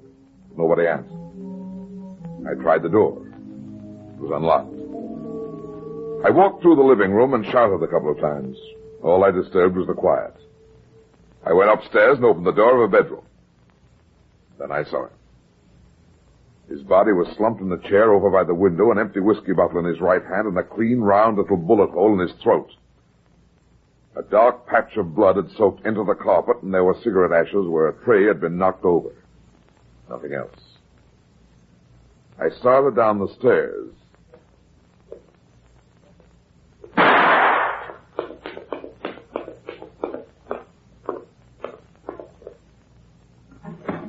All right. Put down that gun. What? Who are you? Skip it. What are you doing here? I just killed a man. Who are you? Dr. Paul Walters. I'm Hernley's personal physician. I was on my way to see him when... When what? When I saw this man shoot through the window. What do you mean, this man? What man? The man in the back of the house. He saw me and started to run. I chased him and he hid in the garage. Yeah? He pulled his gun and I shot first. And killed him? Yes. Is a gun standard equipment for a doctor? I always carry a gun. Some of my patients live far out of town. Hernley doesn't. Hernley isn't my only patient. Okay. Let's look at this guy.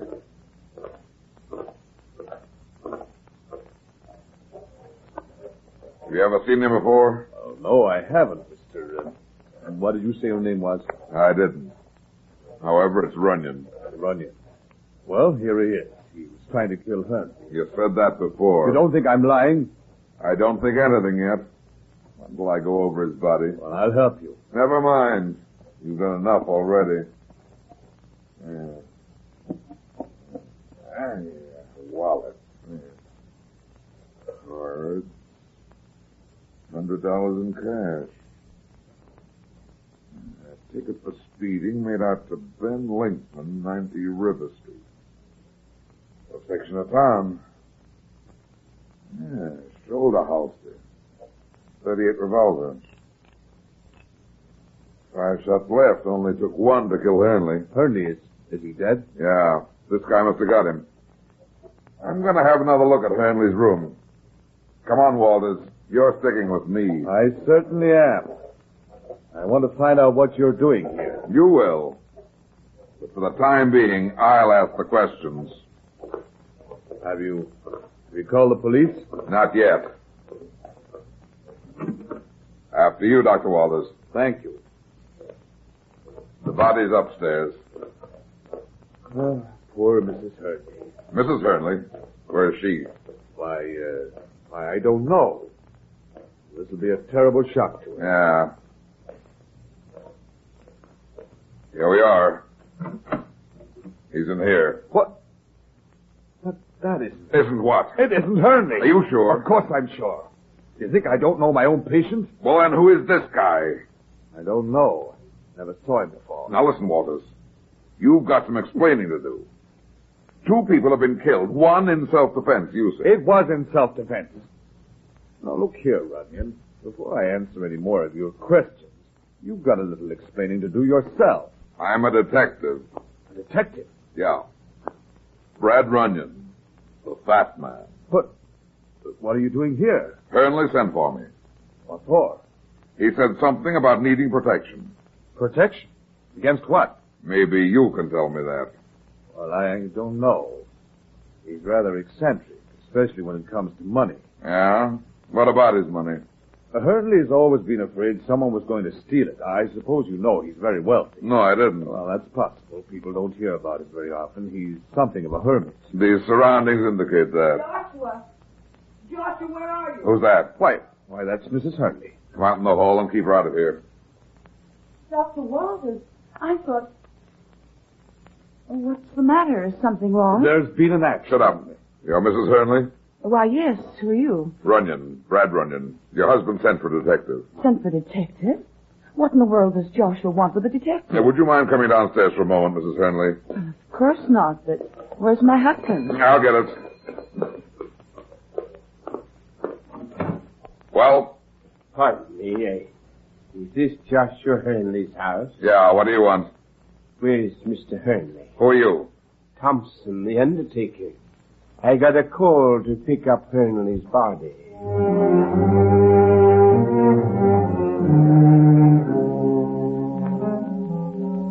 Police headquarters, Lieutenant McKenzie. Mark, this is Brad.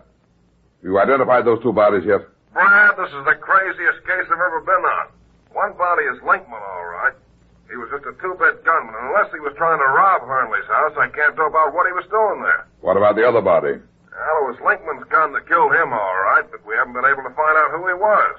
The only sure thing is that he was loaded with liquor. That doesn't help much. Brad, where is this guy Hurnley? I want to know that even more than you do, Mac. I have a stake in him. He's a client of mine. I might have known. Well, I'm holding Mrs. Hurnley, Dr. Walters, and the Undertaker Thompson for questioning. So far, they've all got perfect alibis. That's the trouble. They're too perfect. Another thing, Brad, I'll have to question you. After all, you found the body of the unidentified guy in Hurnley's room. I was afraid you'd think of that, Mac. Okay, I'll be down to see you. But first, I want you to do me a favor. You can let Mrs. Hurnley and Dr. Walters go if you want to, but hold Thompson until I get there. Well, hurry it up, Brad. I'll be there. But first, I want to pay a visit to Thompson's undertaking parlor.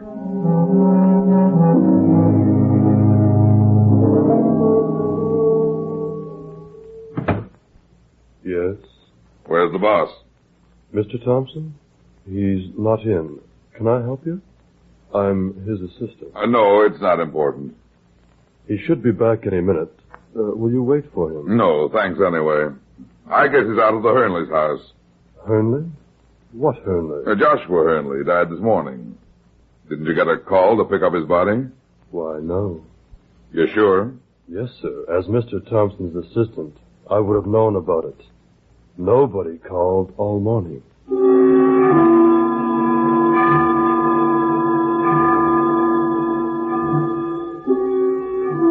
Well, I couldn't hold Thompson any longer, Brad. We got nothing on him. For that matter, we got nothing on anybody.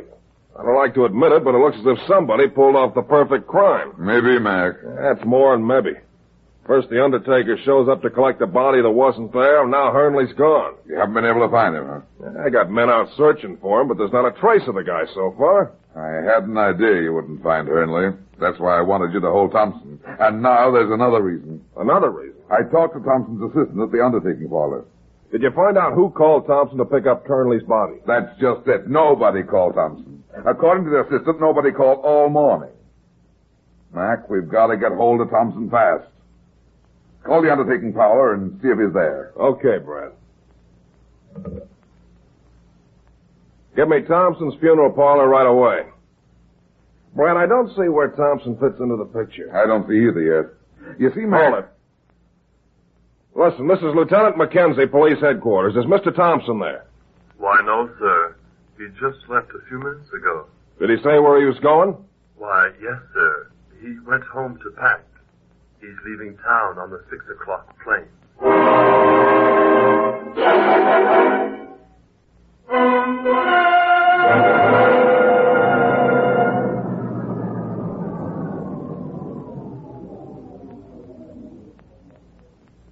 Here's Thompson's place. Yeah. A gloomy-looking house. Right in character for an undertaker. Come on. Quiet neighborhood, isn't it? Yeah. I hope that assistant didn't give us a wrong steer. We'll soon find out.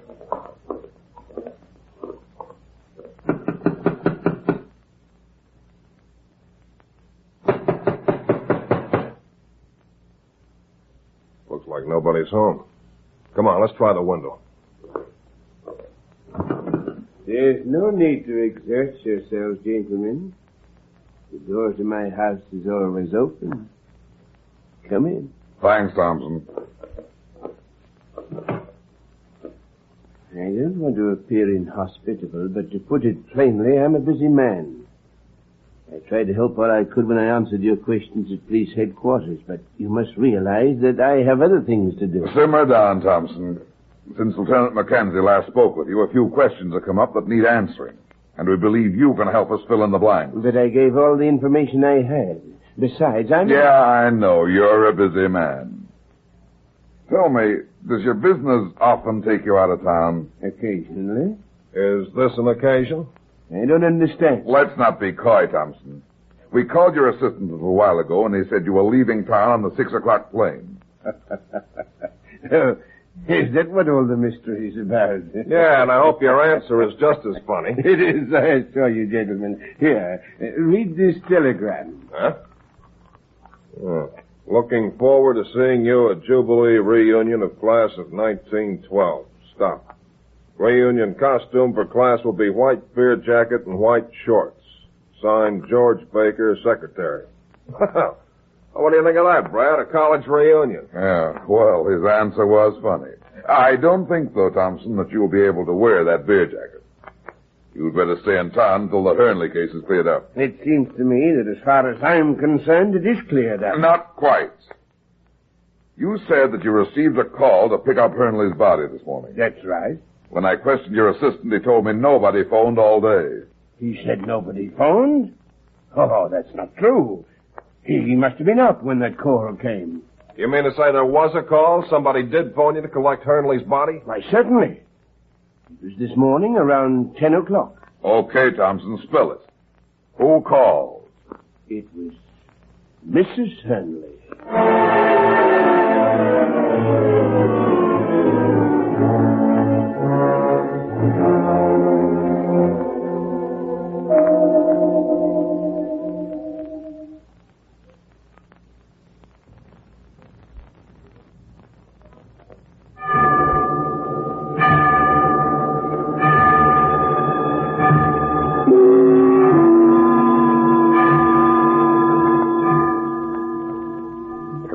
I'd like to talk to Mrs. Hurnley. Is she at home? Well, yes, but she's not feeling very well. What's the matter with her? Well, the murder this morning has put her nerves on edge. I'm afraid that It's all right, Doctor. Won't you come in, Mr. Runyon? Thanks. What can I do for you, Mr. Runyon? You're in trouble, Mrs. Hurnley. Real trouble. I don't understand. Thompson, the Undertaker, told me who called him to pick up your husband's body. You did, Mrs. Hurnley. What does it mean, Paul? You It's said not that... true. He's lying. Yeah? Then you tell me where she was at 10 this morning when the call was made. In my office. Your office? What was she doing there? You were here in her house. Mrs. Hurnley had an appointment with me. She waited. When I didn't show up, she went home. You can check with my secretary. She'll tell you. Okay, she had an appointment with you. But you didn't keep it. Why? I tried to, but I stopped off here at the Hurnleys' house on my way to the office. I thought I'd just drop in and see how Mr. Hurnley was getting along. He'd been ill. And when I arrived... Linkman was shooting at him. Nice timing. What are you getting at? Listen, Walters. You didn't kill Linkman in self-defense. Of course it was self-defense. He pulled a gun on me. He didn't pull any gun, remember? His gun was still in its holster when I examined the body.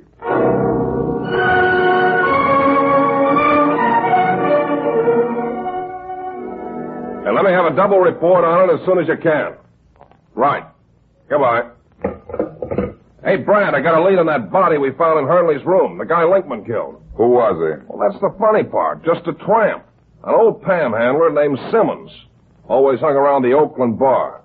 Wonder what he was doing in Hurnley's house. That's what we've got to find out, Mac. But the only guy who can tell us is missing, Hurnley.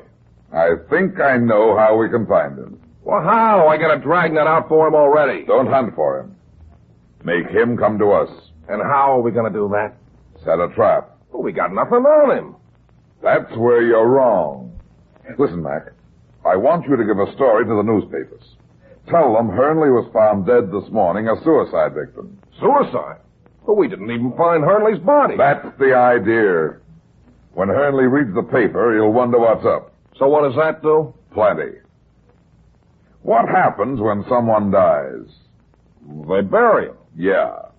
And if he's got dough, they liquidate his estate. I know that. And so does Hurnley. If he wants to protect his money, he'll have to show himself. Otherwise, he'll be left without a dime, if he's alive. Yeah, but won't he think it's kind of funny that Walters and Mrs. Hurnley didn't tell the police they made a mistake, that the body isn't really Hurnley at all? Why should they? If the bank thinks Hurnley's dead, his wife will collect, won't she? Why should she talk? If she keeps quiet, she stands to make a fortune. Hey, that's right.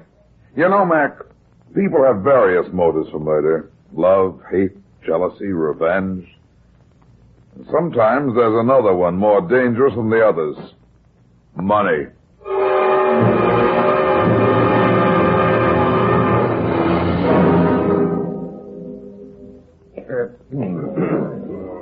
What'll it be, fat man? Beer. One up. Here you are. Thanks. Fits the spot in a hot day, don't it? Yeah, it's pretty warm outside. You been working here long? Sure thing. Been at the Oakland Cafe ever since it opened. Must be 3, maybe 4 years. No, a friend of mine, Simmons, he sometimes comes in here. Simmons? That old tramp. What are you doing pulling around with a deadbeat like that? Did me a couple of favors once. Haven't seen him lately. Has he been in? Well, he was here, let me see now. Yes, must have been yesterday. Came in for drink, just about 8. Alone? Yeah, that was the trouble. What do you mean? What trouble? No dough, broke. Always coming that way. I didn't want to serve him. But then this guy says... What guy? Well, the guy that paid for the drinks. I was going to toss Simmons out when this character says he'll take care of the check. The drinks are on him. Then what? Simmons kept knocking it off. And the guy paid, just like I said. Only I guess Simmons had one too many, because he almost passed out. Yeah? What did you do? I told the guy to take his body home. He says that's a good idea. Let's go to my place. And they left together? Yeah. Simmons just about made it. You don't happen to remember what this guy's name was, do you? The one who paid for the drinks? I think I remember it. I think he said his name was Hurnley. Won't you sit down, Mr. Runyon? Thank you. The terrible thing about Mr. Hurnley's suicide, he was one of this bank's largest depositors. Yeah. I suppose you'll have a lot of work to do now. How do you mean? Well, the estate, will, things like that. You are the executors, aren't you? Why, yes. Mr. Hurnley empowered our bank to administer his interests in case of death. We even helped him make his will. You just said Hurnley was a very wealthy man. I suppose he'd have had a lot of bonds, papers, and so forth that would have to be cleared up? He would have had. What do you mean? Well, strangely enough, only day before yesterday, he liquidated all his holdings. Asked us to give him cash for everything. And he withdrew his money? Closed all his accounts? Yes. I haven't any idea why.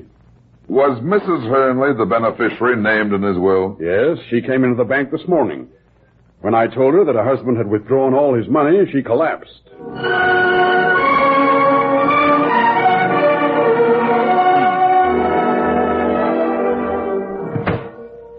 Yes? Mr. Runyon? I'm Kenneth Sherwood. I must talk to you. All right, sit down. Thanks. What did you want to see me about? About Joshua Hurnley. You know him? Yes, he was a good friend of mine. I read in the papers about his death.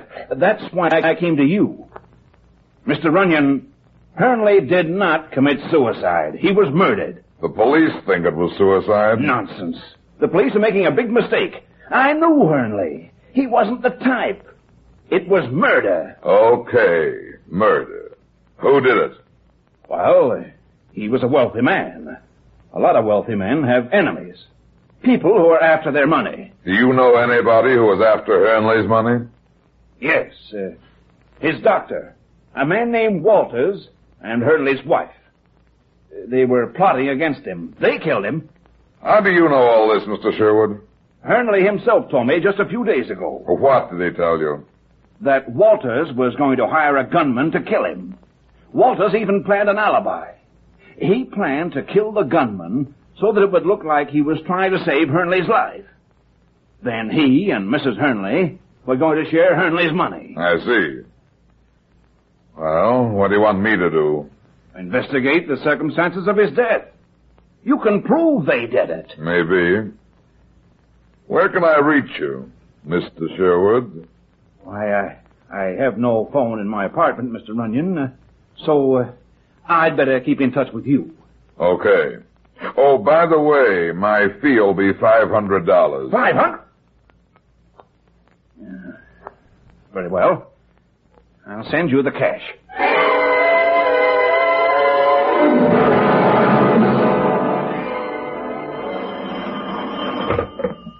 Runyon speaking. Hey, Brad, this is Mac. Did you get a lead on Hurley out of that suicide story I planted? Well, the minute the story broke, Mrs. Hurnley went to the bank to collect his money, but it was gone. Gone? Yeah. It seems Hurnley withdrew his entire account 2 days ago. Hey, I don't get it, Brad. Where does that leave us? I'm not sure, but it begins to look as if we're up against not one, but 2 setups for the perfect crime. Yeah, and a slip-up now may let one of them get away with it. Exactly. I want to see Dr. Walters again. Go on over to his office and pick him up. If he isn't there, meet me at Hurnley's house. I'm going out there now to see Mrs. Hurnley. I've a hunch that right now another perfect murder is being planned, and I have no desire to be the victim.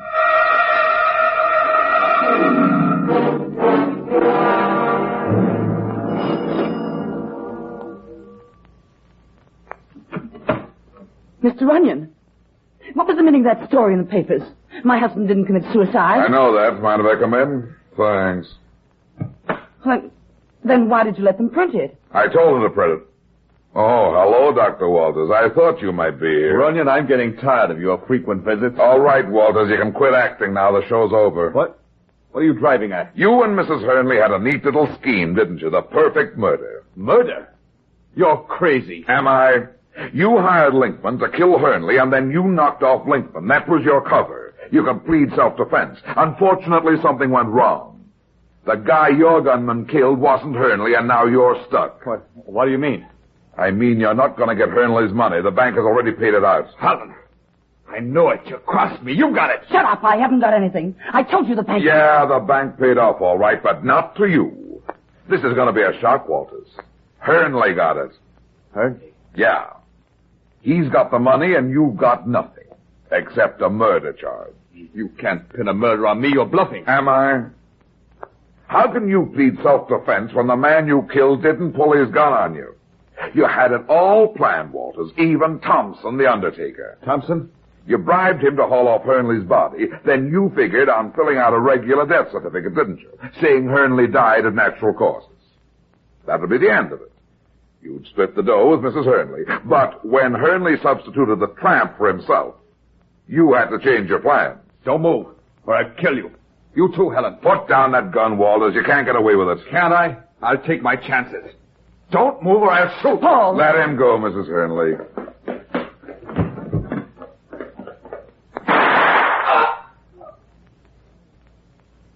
Hey, Brad. Brad, are you all right? Yeah, I'm all right, Mac. I was beginning to wonder if you'd get here. Did you get Walters? Somebody else beat us to it. Somebody else? Who? I don't know. One of my men is holding him. We grabbed him just after he shot Walters. Let's go. There's the guy. Hello, Runyon. Hello, Hurnley. Hurnley? Yeah. He tried to hire me under the name of Sherwood. He's the guy who got the old tramp drunk, brought him home and left him sprawled in a chair, knowing that he was going to be killed by Walter's gunman. But our planted story about a suicide worked. He thought Walters was going to get away with it, so he killed Walters himself. That's not true. Come on, Hurnley. Where you're going, you won't need your money. Stop that. Hey, that reminds me, Mac. He still owes me $500.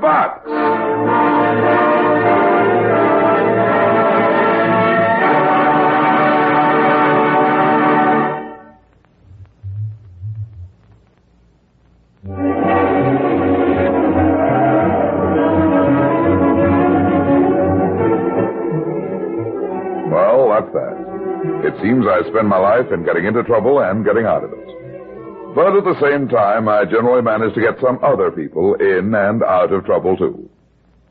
Be seeing you again. So long.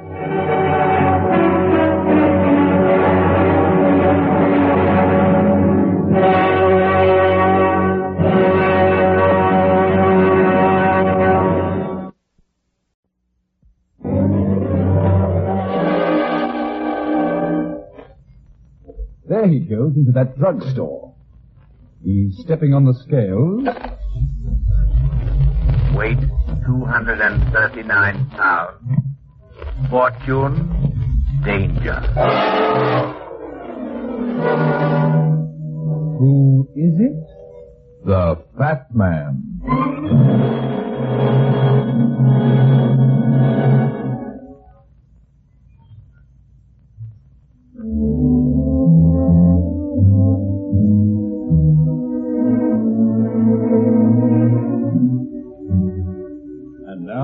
the fat man in Murder Finds a Coffin.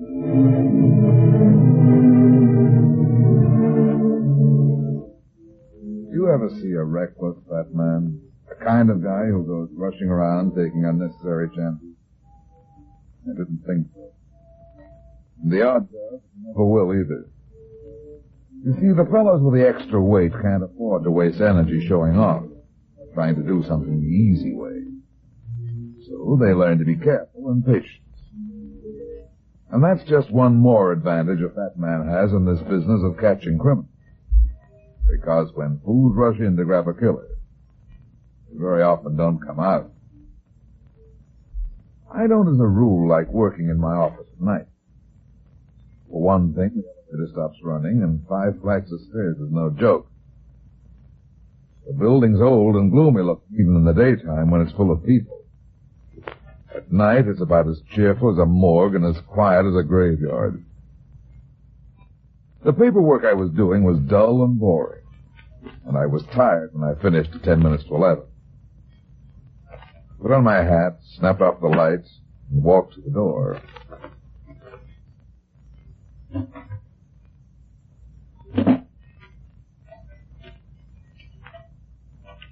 The corridor was dark and quiet. I locked the door.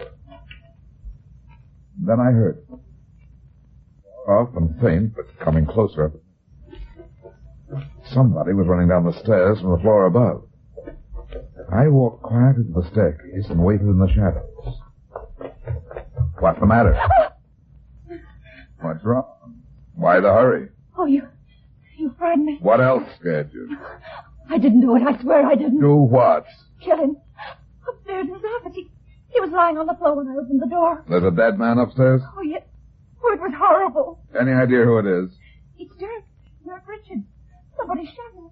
He was lying on the floor of his office. Did you call the police? Oh, no. Oh, no, I couldn't call him. Don't you see that thing? Yeah, I see all right.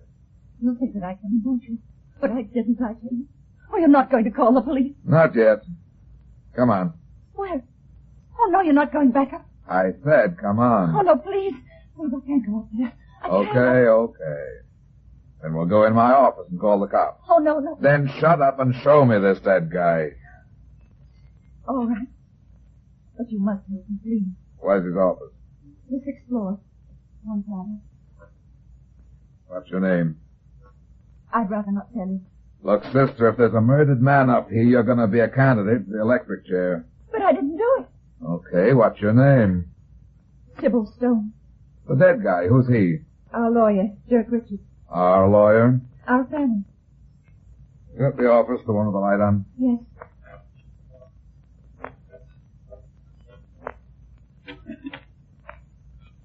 There, on the floor by the desk.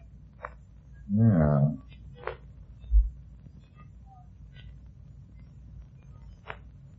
He's dead, all right.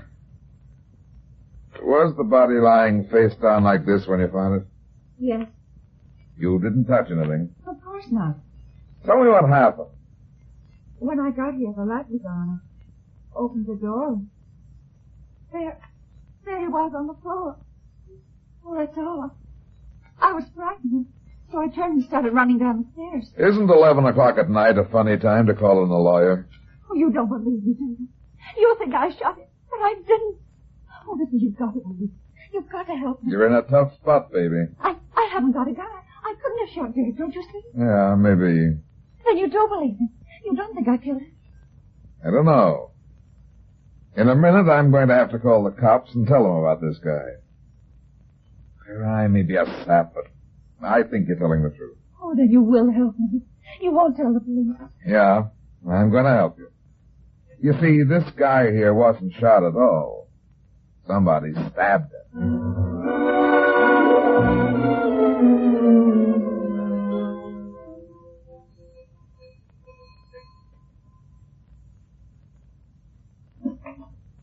Why, Miss Stone, Christopher, my brother Wade and my cousin George. Did you give them my message? Why, no, Miss Stone. Neither of them has come home yet. I see. You don't know where they went? No, I don't know where either of them was. We'll wait until they come in. Yes. Won't you sit down, Mr. Runyon? I think it's okay, Christopher. I beg your pardon, sir? The picture, it doesn't need straightening. It's a little late at night for house cleaning anyway. I don't understand, sir. That will be all, Christopher. Yes, Miss Stone. Now then, let's have a little more light on this subject. What do you mean? What were you doing in your lawyer's office at 11 o'clock at night? Well, Dirk phoned here about 10 o'clock tonight. He was excited, said it was something about the money in Uncle Caleb's will. He wanted us to come to his office right away. You, your brother, and this cousin? Yes. You see, we three are the only ones left in the family. Both Wade, my brother, and my cousin George were out, so I left word with Christopher for them to come to Dirk's office, and I went on alone. You know what happened there. What's this about a will and the money? It's my Uncle Caleb's will. He was my father's only brother, and he lived in Australia. My father never spoke of him, and I gathered there must have been some sort of trouble between them. What sort of trouble? Oh, I don't know, but whatever it was, he must have forgotten about it after Father's death. Why do you say that? Well, it was right after BJ Day that we got the letter from Uncle Caleb. He said he was getting old, and he was sick. His life had been lonely, and his only living relatives were my brother and I and my cousin. He said he realized that his death was near, and he had a lot of money. He had made a will to be opened 1 year after his death, in which he was leaving all his money to us. Why should he stipulate that his will wasn't to be opened for a year? I don't know. But that wasn't the only stipulation. His body was to be brought back and buried in the family vault. His old trusted servant, Christopher, you saw him a moment ago, was to accompany the body, and we were to take care of Christopher. 3 months later, we received word of Uncle Caleb's death. What happened to the will? It was sent to Dirk Richards, our lawyer. He was to keep it until it was time for it to be opened and read. As far as you know, you three are the only beneficiaries. Yes. There's no one else. Are you thinking that... You little sneak. Wait, please. Christopher just told me where you went tonight. What are you trying to pull anyway? If you think you can find out what's in the will that way, you make Dirk phoned the house tonight. Didn't Christopher tell you that, too? He wanted us all to come to his office. You weren't here when he phoned. How obliging of him to phone the minute I'm out of the house. Oh, Wade, stop talking like a fool. I'm no fool, Sybil. And don't you forget it.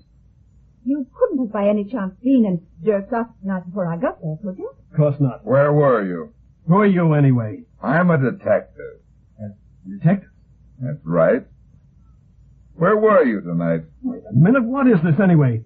What's the matter? You sure you don't already know? You better tell me where you were tonight, Stone. Why, I went to the theater. Who with? With? Why, nobody. I went alone. Your cousin George wasn't with you. No, he wasn't with me.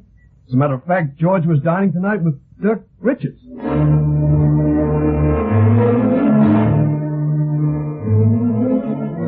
Now look here, Brad, you'd better tell me the truth or you're going to get in trouble. Serious trouble. I know what I'm doing, Mac. You'd better know. I've always trusted you and I've always gone along with you when nobody else would, but murder is a serious business. This time I don't like it. Take it easy, Mac. I reported the murder, didn't I? Yeah, that's just it. You reported it all right. I may be a bull-headed cop, but I wasn't born yesterday. You report a murder. The body's in the guy's office upstairs. Now, what were you doing up there anyway? And how did you happen to find the body? Somebody else was there, a third person, somebody you're shielding, unless... Unless what, Mac? Unless I killed Richard. Are you kidding, Mac? Well... Cut it out. Look, a guy's been murdered. You want the killer, don't you? Of course. Okay, I'm trying to get him for you. Sure, I'm holding out on you, but I've got a reason. What? There was a third person there last night. But I don't think it was the murderer. There are 3 other people who qualify just as well or better. Who are these people? You'll find out soon enough. I could arrest you for concealing evidence, Brad. Go ahead. But if you want this killer, you better listen to me. If I told you who was there last night, you'd have to make an arrest, and probably you'd get a conviction. But the murderer would still be on the loose. Give me a free hand, and I promise to bring in the right one. Does that make sense? Well, maybe. Okay. Now then, did you go through the lawyer's office? Sure. All of his papers and files? Well, not yet. We brought all that stuff over here to my office. Those filing cabinets over there belong to him. Good. I want to have a look in the file. Now, wait a minute, Brad. You can't take anything out of there. I said look, Mac. Oh. What are you looking for? A file on a guy named Caleb Stone. Well, what's he got to do with this? Nothing. He's dead. But he made a will that Richards the lawyer was keeping. A will? Yeah. Oh, here's the file I want. Pertaining to Caleb Stone. I'm watching you, Brad. Don't try to take anything out of that folder. Don't worry, Mac, I won't. You better not. Keep your shirt on. There's nothing in this folder.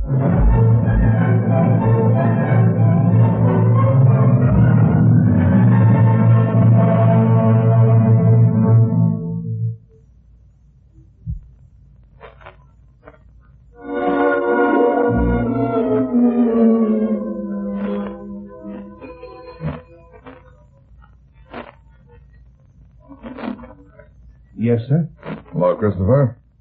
I beg your pardon, sir. Whom did you wish to see? I want to see you. See me, sir? I want to talk to you. But I don't know whether I... It's okay. You know, there was a murder last night. A lawyer named Dirk Richards. Yes, sir. I heard Miss Stone and her brother talking about Mr. Richards' death. You brought Caleb Stone's body back to the States, didn't you? Yes, sir. How long did you work for the old man, Christopher? About 15 years. You must have known him pretty well. Yes, sir. I believe, if I may say so, that I knew him as well as anyone in the world. He was a strange man with few friends. Did you ever hear him mention any trouble he might have had with his brother? Oh, no, sir. He wasn't a demonstrative man, but I believe he was quite fond of his brother. He often expressed sorrow at the great distance that separated him from his only living relative. I'm sure that's why he wished his body to be buried here. And yet the two brothers never wrote to each other. Didn't that ever strike you as peculiar? Yes, sir, it did, but then, as I say, Mr. Caleb Stone was a strange man. If he had not loved his only relatives, why would he have left his entire fortune to them? I'm just beginning to wonder if he did, Christopher. But he left the will, sir. What did it say? Do you know? Does anybody know? Why, no. It wasn't to be opened until a year after his death. You've been here for a couple of months now, haven't you, Christopher? Yes, sir. Do you like it here? Yes, I like it very much. How do the brother and sister and cousin get along? I don't quite understand, sir. They seem to like each other. Well, I hardly think it's my place. Look, Christopher, there's been a murder. Do they like each other or not? Well, sir, I don't want to cause any trouble for them, but, well, the truth of the matter is that they don't get along very well. What seems to be the trouble? Oh, nothing serious, sir. It's just that there are continual quarrels and jealousy. You see, both Mr. Wade and Miss Sybil seem to resent Mr. George's presence here. In fact, sir, I might almost say that... Christopher, where's... Who are you? Brad Runyon. The detective? Uh-huh. That will be all, Christopher. Yes, sir. What do you want here? Can't you guess? You mean it's about Dirk's murder? Yeah. Your cousin Wade said you had dinner with Dirk last night. Wade told you that? Yes. He was lying. I haven't seen Dirk in over a week. I didn't have dinner with him. He's trying to pin Dirk's murder on me. Why would he want to do that? I'll tell you why. Because he hates me. They've always hated me, both he and Sybil. Why don't you ask Wade where he was last night? Mr. George. Mr. George, come quickly. What's the matter, Christopher? It's Mr. Wade. What about Wade? He's lying in the hall outside his bedroom door, dead.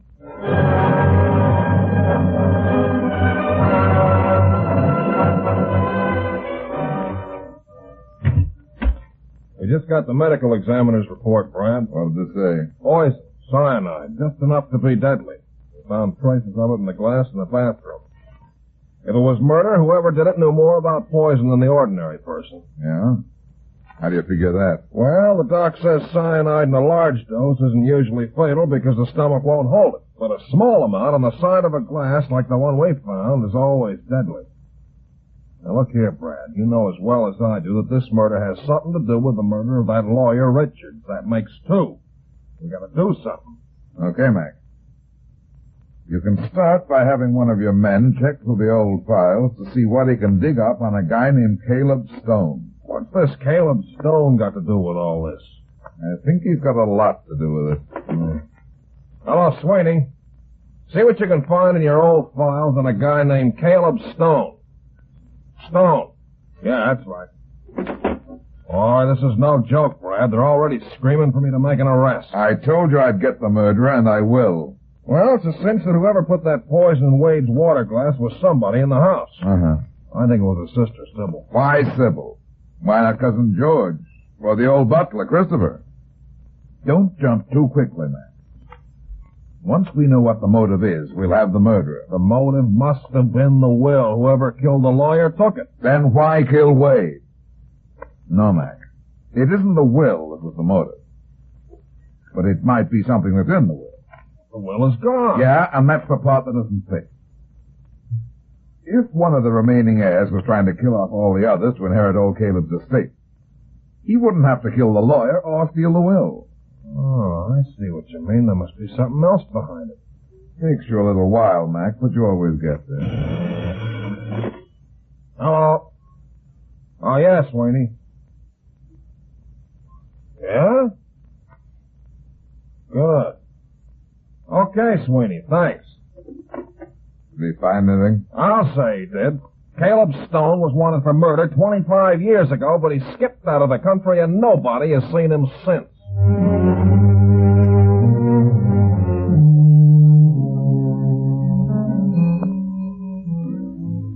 You're really going to mess things up this time, Mac. You just let me worry about that.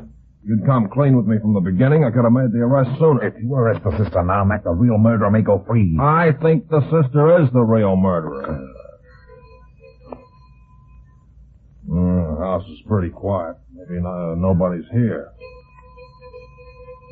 Probably in bed. No, somebody's coming.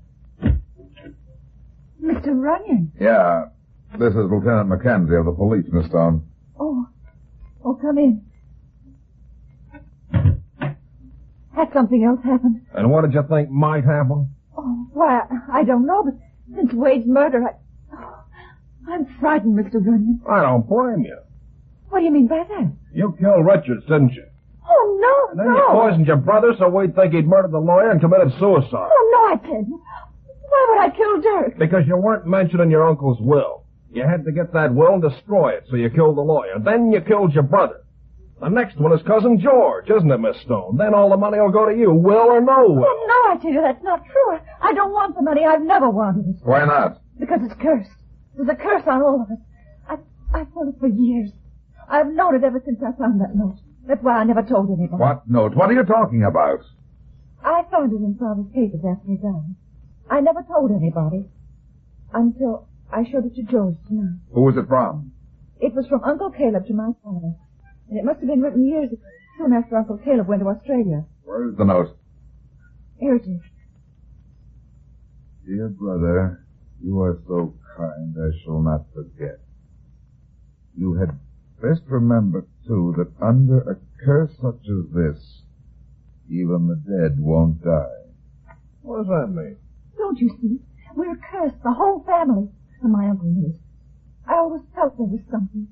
The fact that my father never spoke of Uncle Caleb. The fact that we never heard from him.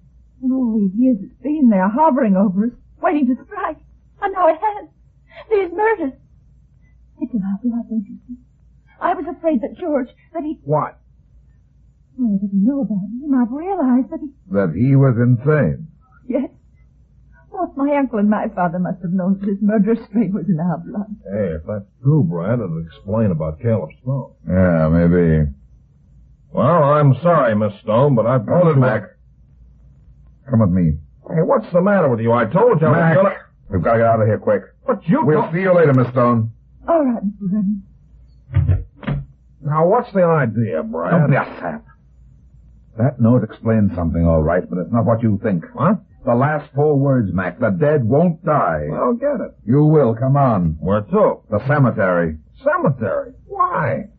I want to have a look in the Stones family vault.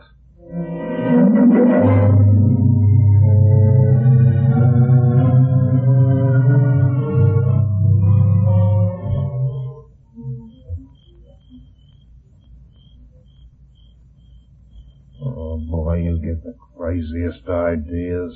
What's the idea coming out here? I should have grabbed the dame and taken her in. Take your time, Mac. You'll make an arrest sooner than you think. This place gives me the creeps. Graveyard is bad enough in the daytime, but in the middle of the night, oh, it's too much. You're not afraid of ghosts, are you? Oh, well, of course not. No ghosts are all we'll have to worry about. What do you think we'll find here? I'm not sure, but... Wait. Huh? That is over there among all the trees. Oh, Mac. The door in the vault. Yeah, it's not quite closed. Looks like somebody else has the same idea. If there's anybody in there. Come on. Shine your light inside when I push the door open. Okay.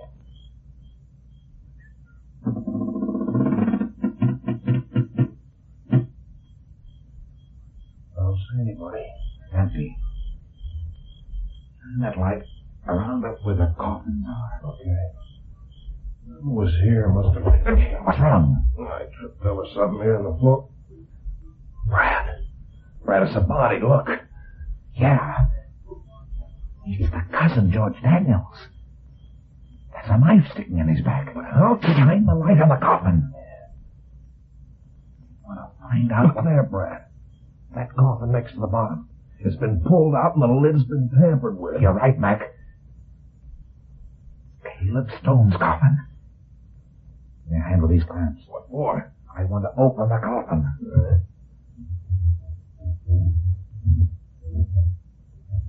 Now, give me the light. I was right. About what? Look here in the coffin, Mac. I don't see anything in there. That's just it, Mac. Caleb Stone's coffin is empty.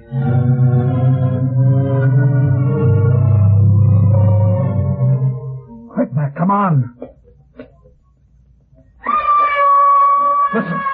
Hurry. We may be too late. Now, you're next. Drop that knife or I'll shoot. Drop it, Caleb. What? He's a madman. He was going to kill me, too. You mean he's the uncle? Yeah, he's Caleb Stone, all right. That's why the coffin was empty. Sure, Mac. There never was a body in that coffin. It was a good act, Caleb, but it's time for the curtain. You've done all the killing you're going to. Another minute and I would have finished. Twice I've been cheated. Twice, do you hear? And all those years I waited and waited. You lied about your brother, didn't you, Caleb? You hated him, didn't you? Yes. But I didn't kill that man 25 years ago. My brother killed him, her father. He shot him down in cold blood, took the money and framed me. Oh, he was smart, all right. He did a good job. I didn't have a chance. No. Oh, yes, he did. My brother was a fiend, a devil, and nobody ever knew. I wanted to kill him, but I didn't have time. The police were after me, but I got away. I went to Australia and I waited. I waited for years. I was afraid to come back. And then he died. He cheated me. And so you decided to take it out on the rest of the family? Yes. What about the money and the will? The money? I had no money. The will deeded only hate to the name of Stone. Why did you kill Richards? That meddling lawyer. He couldn't let well enough alone. He must have suspected something, opened the will, and discovered the truth. She told me he'd called. While she was upstairs getting ready to see Richards, I left and went to his office and killed him. I thought she'd be suspected. What did you do with the will? The will? Oh, yes, of course. I have it here in my pocket. Give it to me. Certainly. Here you are. He's got a gun. Oh, nice shooting, Brad. Yeah. Is he dead? Yeah, he's dead, all right. You got him right in the heart, Brad. Shouldn't have gone for his gun. No, but he saved the state a lot of money. He'll have a cheap funeral, too. What do you mean, cheap? He's already got a coffin, Mac, remember? He brought it all the way from Australia.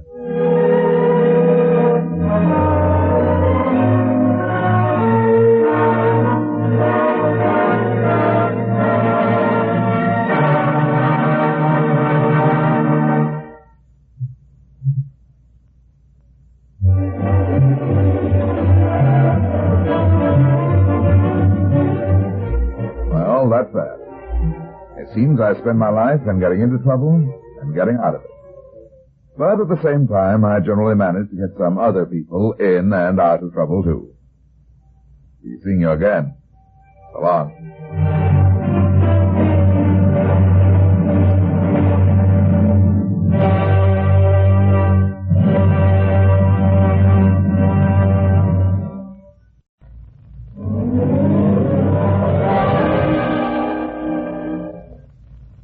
There he goes into that drugstore.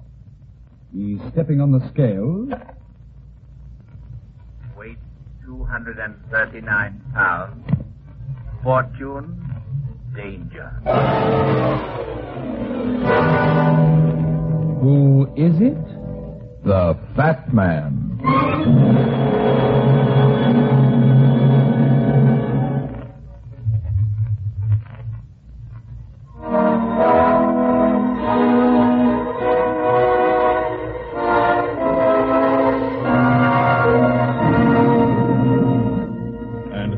Here's the Fat Man in Murder for Sale. It isn't often that a woman shows up as an important figure in what we call organized crime. However, occasionally an exceptionally clever and attractive woman turns her abilities to crime on a big scale. And believe me, when that happens, the headaches of the police really begin. Especially when the crime involves murder.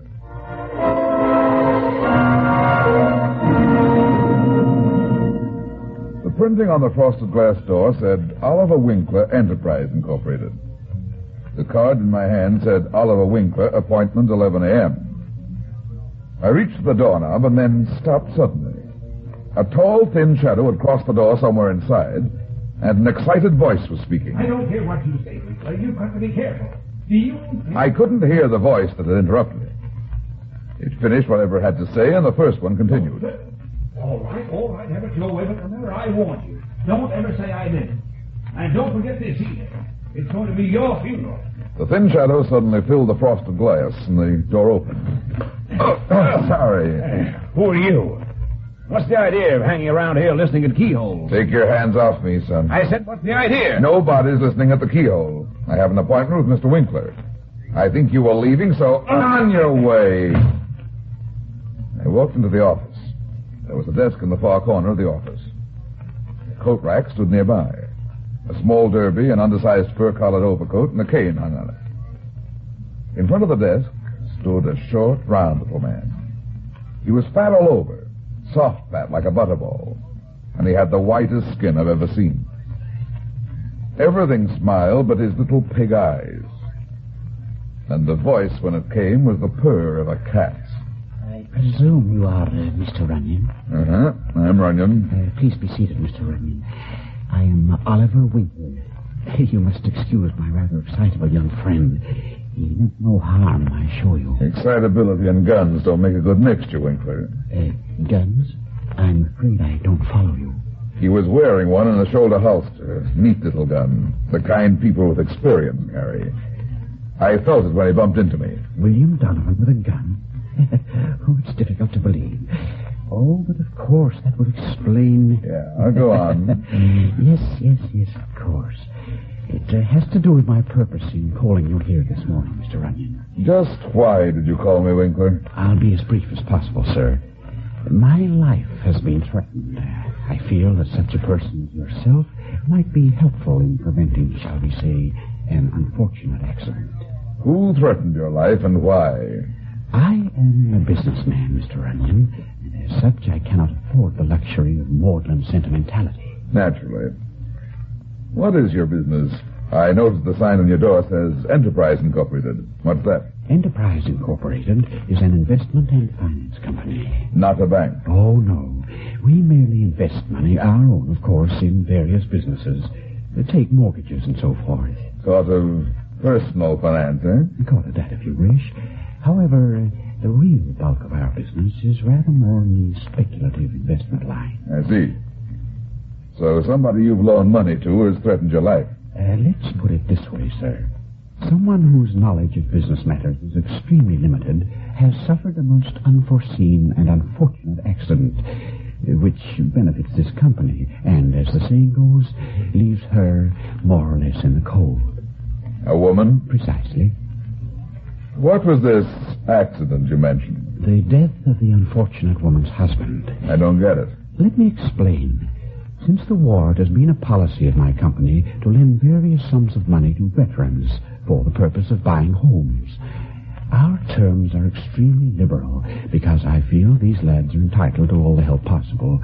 We have therefore been quite in demand. However, as I have already told you, I am first and foremost a businessman. Yeah. What was the catch? The catch, as you put it, was merely this.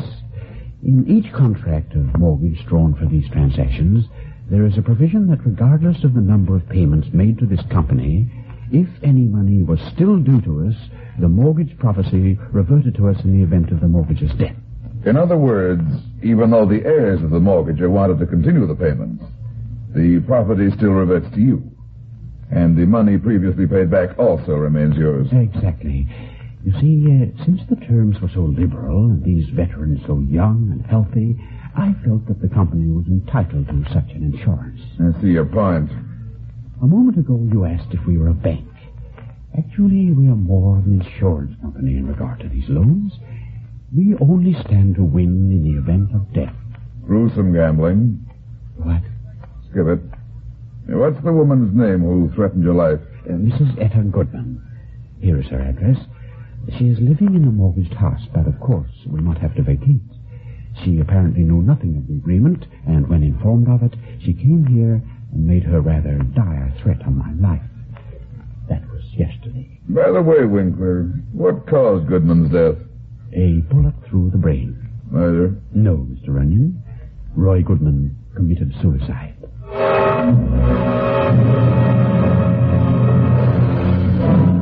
I'm looking for Mrs. Etta Goodman. I'm Etta Goodman. What do you want? Let's go inside where we can talk. But I'm just going out. I'm in a hurry. This won't take long. Let's go in. Who are you? Why have you come here? Give you some good advice? I don't understand. If you're from that company, if it's about the house... Sit down, Mrs. Goodman. I didn't come to see you about the house. Why did you come then? I understand your husband committed suicide recently. Suicide? Yes, that's what they said, the police, the doctors, but it wasn't suicide. It wasn't, I tell you. Roy was murdered. Is that why you threatened Oliver Winkler's life? I threatened? What are you talking about? Who are you? Why are you asking these questions? My name is Runyon. I'm a detective. The police? No, I'm a private investigator. A minute ago, I said I came here to give you some advice. Murder is a serious business, Mrs. Goodman. Forget it. Forget that they murdered my husband? Never. Not your husband. Winkler. Winkler? But I don't understand. Didn't you go to see Winkler yesterday and threaten him? Why, yes, I went to see him. But I don't remember exactly what I said. I was upset and angry. You know how people say things they don't mean when they're angry. And I know my husband didn't commit suicide. I don't care what they say. And that man Winkler is trying to steal my house. He's not stealing it, Mrs. Goodman. It's all perfectly legal and binding according to the mortgage. But it's not fair. You've got a point there, but your husband signed the mortgage. Didn't he ever tell you the terms of it? No, I don't think he knew. Maybe he didn't read it carefully, or if he did, he didn't understand. Tell me about your husband's death, Mrs. Goodman. It was just 2 weeks ago. His body was found in the woods not far from here. He'd been shot through the head. There was a pistol in his hand. They said it was suicide. But I know Roy wouldn't kill himself. What makes you so sure of that? There was no reason for him to kill himself. No, I tell you it was murder. The police wouldn't listen to me, but I'm sure that man Winkler is behind it. I went to him and begged him to give me time to pay, but he wouldn't even listen. He said our house belonged to him now. I even went to the woman who sold us the house to see if she could help. But she could do nothing. Who was the woman you bought the house from? She's a Mrs. Isabel Sutton. She said it was none of her business. That she'd sold the house to us and had nothing to do with the mortgage. Does she know this fellow Winkler? Why, I don't know. I don't think so. Why? Nothing. I just wondered. Isn't there anything I can do? I mean about the house. I'm afraid not. But you're a detective. Couldn't you help me? Couldn't you find out if Roy's been murdered? If the police think it was suicide, it probably was. Besides, my only interest is in protecting my client's life. Since you say there was nothing to your threat, I'll be running along. Oh, but please, you... Something's fallen down behind the cushion of this sofa. No, please, it's nothing. Nothing? Since when is a gun nothing, Mrs. Goodman? A gun? But I don't understand. Here, let me see. What's it doing here? Why, that's the gun that Roy was killed with. It looks like somebody hid it behind these cushions. Somebody who intended to use it again. What do you mean? I mean there aren't any empty chambers in it. It's been fully reloaded, Mrs. Goodman.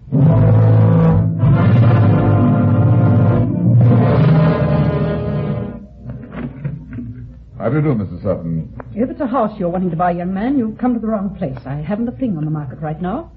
But if you'd care to leave your name... I didn't come to buy a house, Mrs. Sutton. I want to ask you some questions about the one you sold to Roy Goodman. Why? I'm just inquisitive. I believe you sold the house to a Mr. Roy Goodman several months ago. Goodman? Goodman? Oh, yes, now I remember Goodman. Yes, I did sell him a house. Poor fellow committed suicide recently, didn't he? His wife seems to think he was murdered. Murdered? She thinks so because a man named Winkler stood to get Goodman's house, the one you sold him, in case of his death. Do you know this Winkler, Mrs. Sutton? Now, you listen to me, young man. I don't know who you are or what you're here for. I don't know anything about the Goodmans or this man Winkler. All I do know is that I sold a house, and that Mr. Goodman borrowed the money to buy it from Mr. Winkler. Whatever arrangements they made was their business. I know nothing about it. Do you understand? Maybe.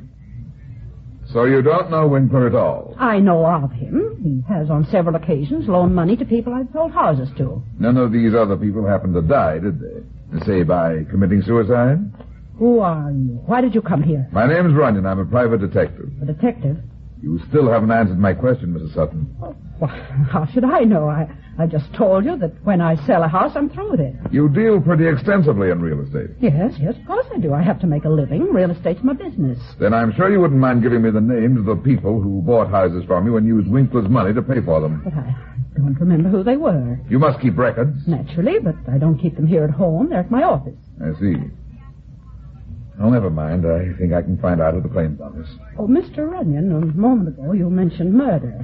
Well, if there's anything wrong, if Mr. Winkler's committed a crime, I certainly want to help you. Okay, Mrs. Sutton. I'll probably be back to talk to you later. Oh, by the way, have you ever seen this gun before? Gun? Yeah, take a good look at it. It's the one Roy Goodman was supposed to have shot himself with. I know. I've never seen it. Why do you ask? I just wondered. Who hired you, Mr. Runyon? Was it that Mrs. Goodman? No, Mrs. Sutton. It wasn't Etta Goodman. Who was it then? It was Oliver Winkler. Winkler? I don't understand. Why on earth would... Isabel, I've got to talk to... Oh. Bill, you know better than to interrupt when I'm busy. Hello. Remember me, Donovan? What are you doing here? Showing Mrs. Sutton a gun. And finding out a lot more than I bargained for.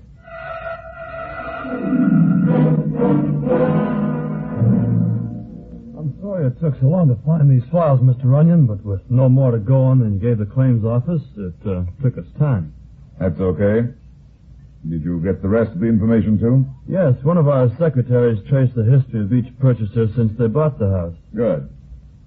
What did you find? Well, our records show 5 sales in which property owned by Mrs. Isabel Sutton was sold and paid for by money borrowed from Winkler's company. Is Roy Goodman included in that list?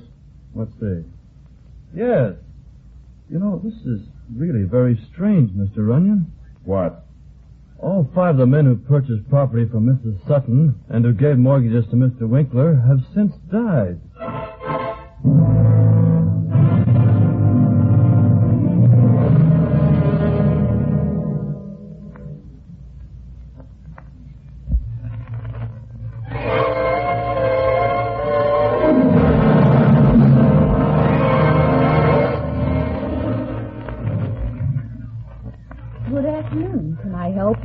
Yes, I'd like to see Mr. Winkler. Is he in? Why, no, sir. I'm afraid he isn't. Did you have an appointment? No. Do you know where Winkler is? It's very important. He doesn't like to be disturbed. I don't know if I should. said it was important, sweetheart. Where is he? I'm not sure where he went. He had 2 phone calls about an hour and a half ago. He left the office soon afterwards. He seemed to be in a hurry. Do you know who called him? The first one, I believe, was from a Mrs. Goodman. How about the other call? I don't know who that was from. Mr. Winkler took it direct in his inner office. It was after that one that he left. And he didn't give you any hint as to where he was going? Well, he did leave a phone number with me where he said I might get in touch with him if anything terribly important came up. Call it. But I... Listen, sweetheart, I said this was important. If you ever want to see your boss alive again, you'll do what I tell you. Alive? What do you mean? I've got to find him quick. Now then, get on that phone and call the number he left with you. Yes, sir. Act perfectly natural. Don't mention anything about me, understand? I understand. Find out whose number it is, and if Winkler isn't there, find out where he's gone. And just say it's something about business and that you're trying to locate him. Hello? This is Mr. Oliver Winkler's secretary. Oh, yes, Mrs. Sutton. Is Mr. Winkler there? Do you know where he's gone?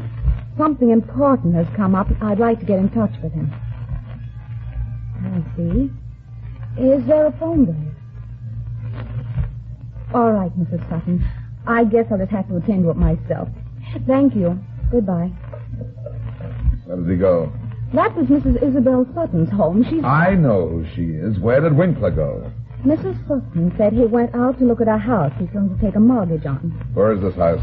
It's in the country about a mile from the city limits on Coldview Road. It's an old red brick farmhouse. It's just been deserted for some years. And it sits back on a hill just beyond Bedford Creek. You can't miss it. Did Winkler go there alone? Why, no.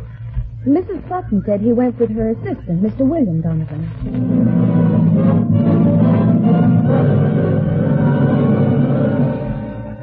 It was already dark when I left Winkler's office, and the rush hour traffic was just getting underway. Even so, I made fairly good time and cleared the city limits 35 minutes later. I swung my car off the main road and bumped along through a dark natural tunnel formed by tall, overhanging trees. 5 minutes later, the glare of my headlights picked out a small wooden bridge 100 yards ahead. That would be Bedford Creek. According to Winkler's secretary, the farmhouse lay just beyond the creek. I slowed down, rattled across the rickety bridge, and pulled off the side of the road into a clump of trees. I walked slowly up the drive. The house came into view. It looked empty, dismal, and dark. On the porch, I stopped for a second and listened. There was no sound. I tried the front door and found it unlocked. Taking my time, I eased inside, snapped on the flashlight, and played it slowly around. I was in a musty, dust-covered hall. Cobwebs hung from the ceiling, and a well-worn staircase leaned drunkenly against the second floor. An open door stood on my left. It led into what was evidently the living room. I walked to the door and threw the light quickly into the room. There wasn't any furniture inside. There wasn't even a fireplace. But there was a man lying in the middle of the floor. He lay on his back with his eyes wide open. And he wasn't the man I expected to find. He was Mr. William Donovan. My light swung quickly round to the far corner of the room. The figure of a woman crouched there in the glare. Her eyes were filled with terror, and she held a gun in her hand. She wasn't pointing the gun at me. It hung limply in her hand as if she'd forgotten it. Drop the gun, Mrs. Goodman. Mr. Runyon? Yeah, get up. So, you found another gun. No, that isn't my gun. Where's Winkler? Did you get him, too? I didn't kill that man on the floor. I've never even seen him before. You expect me to believe that when I find you here with a gun in your hand? One shot's been fired out of this pistol, and not long ago. But I didn't do it, I tell you. He was there on the floor when I got here. Why did you come to this house? He telephoned me to meet him here at 6:30. I didn't want to come out here in the country. I was afraid. But he insisted. Who? Mr. Winkler, of course. He said if I'd come, he might be able to arrange for me to keep my home. You'll have to do better than that. I happen to know that Winkler came here with this dead man, Donovan. You followed them, didn't you? Then you shot this guy, and Winkler got away before you could finish him. Isn't that what happened? No, I didn't. Honestly, I didn't. Mr. Winkler wasn't here. I haven't seen him since yesterday when I was in his office. Go on. And it better be good, sweetheart. Because you're sitting about 3 feet from the electric chair right now. No, please, you've got to believe me, Mr. Runyon. Late this afternoon, he phoned me and told me to meet him here. I decided to come when he told me it might mean he's arranging for me to keep my home. How did you get out here? In my car. It's parked around behind the house. When did you get here? About 15 minutes ago. The house was dark like it is now. I had a flashlight in my car, so I parked and came around to the front. There was no sign of Mr. Winkler. I'd been there about 5 minutes when I thought I heard something inside the house. So you went in? Yes, I don't know why. I guess I thought Mr. Winkler was in here. I called several times, but got no answer. Then I looked in this room and saw this man there on the floor. He was dead by then. The gun was lying beside him. I must have picked it up. I don't remember. I was terribly frightened. I can imagine. While I was standing here, I heard you walk up on the porch. I didn't know what to do. I was terrified. Some of it might make sense and some might not. But it's the truth. I swear it. I think Donovan brought Winkler here to kill him. But it could be that Winkler got him first. But why? And why did he call me to meet him? Unless I'm mistaken, Winkler, a woman named Sutton, and this dead man were working together in the real estate mortgage racket. I think the Sutton woman and the dead man were afraid Winkler had gone too far and they tipped the works. When you became suspicious of your husband's death, and when I came into it, I think they figured Winkler was double-crossing them, and so they decided to kill him. But evidently he got wise and knocked off Donovan first. But why did he call me? That's the part that makes me believe your story, sweetheart. You were suspicious of Winkler, and you made threats. In other words, Winkler called you so he could frame the killing on you. Come on. We gotta move fast if we're gonna trap him before he pulls his next killing. Where are we going? To Mrs. Sutton's house.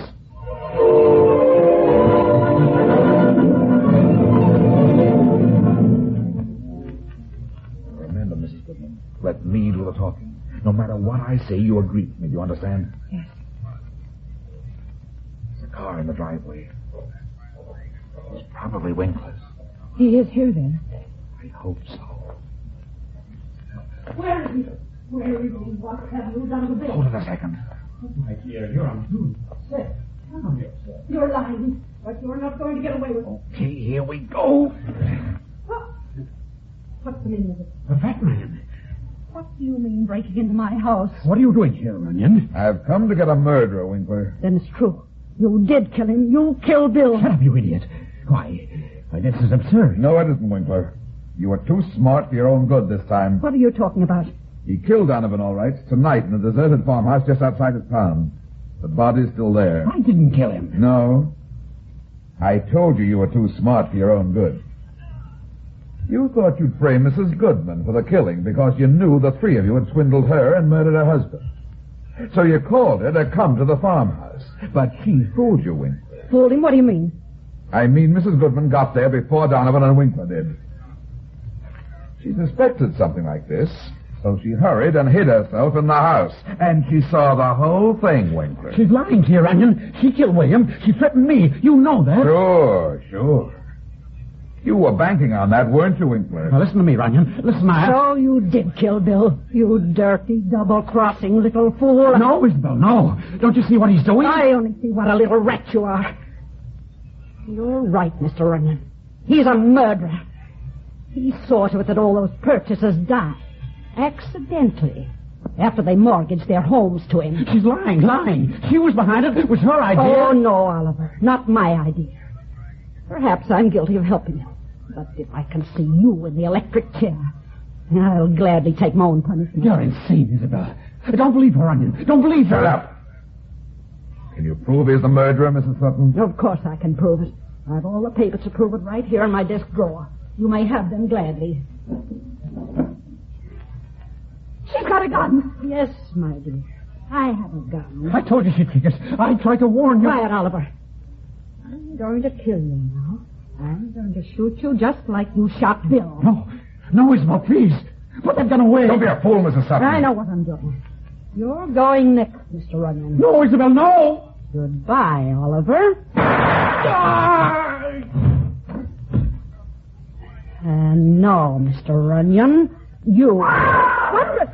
That scream came in very handy. Now, give me that gun. No. Let go of me. Let go. I can't. My arm. You're breaking my arm. Get that gun, Mr. Runyon. Yes. Give it to me. Yes. And now, Mrs. Sutton, I'll hold the gun a while. Oh, you saved the state some trouble by disposing of Winkler. And it'll put you right in the electric chair, Mrs. Sutton. Oh, Mr. Runyon, I was so frightened. I don't know what happened. Skip it, sweetheart. You saved my life. If you hadn't startled her by screaming, I'd be lying there dead by now. Okay, Mrs. Sutton, let's go. They did murder my husband, didn't they? Yeah. There's one thing you won't have to worry about now. What? I've got a hunch that house of yours is going to stay right where it belongs. With you, Mrs. Goodman.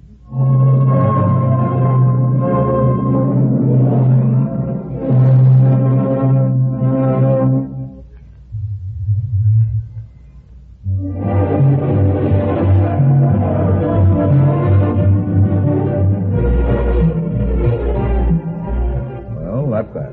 It seems I spend my life in getting into trouble and getting out of it. But at the same time, I generally manage to get some other people in and out of trouble, too. Be seeing you again. So long.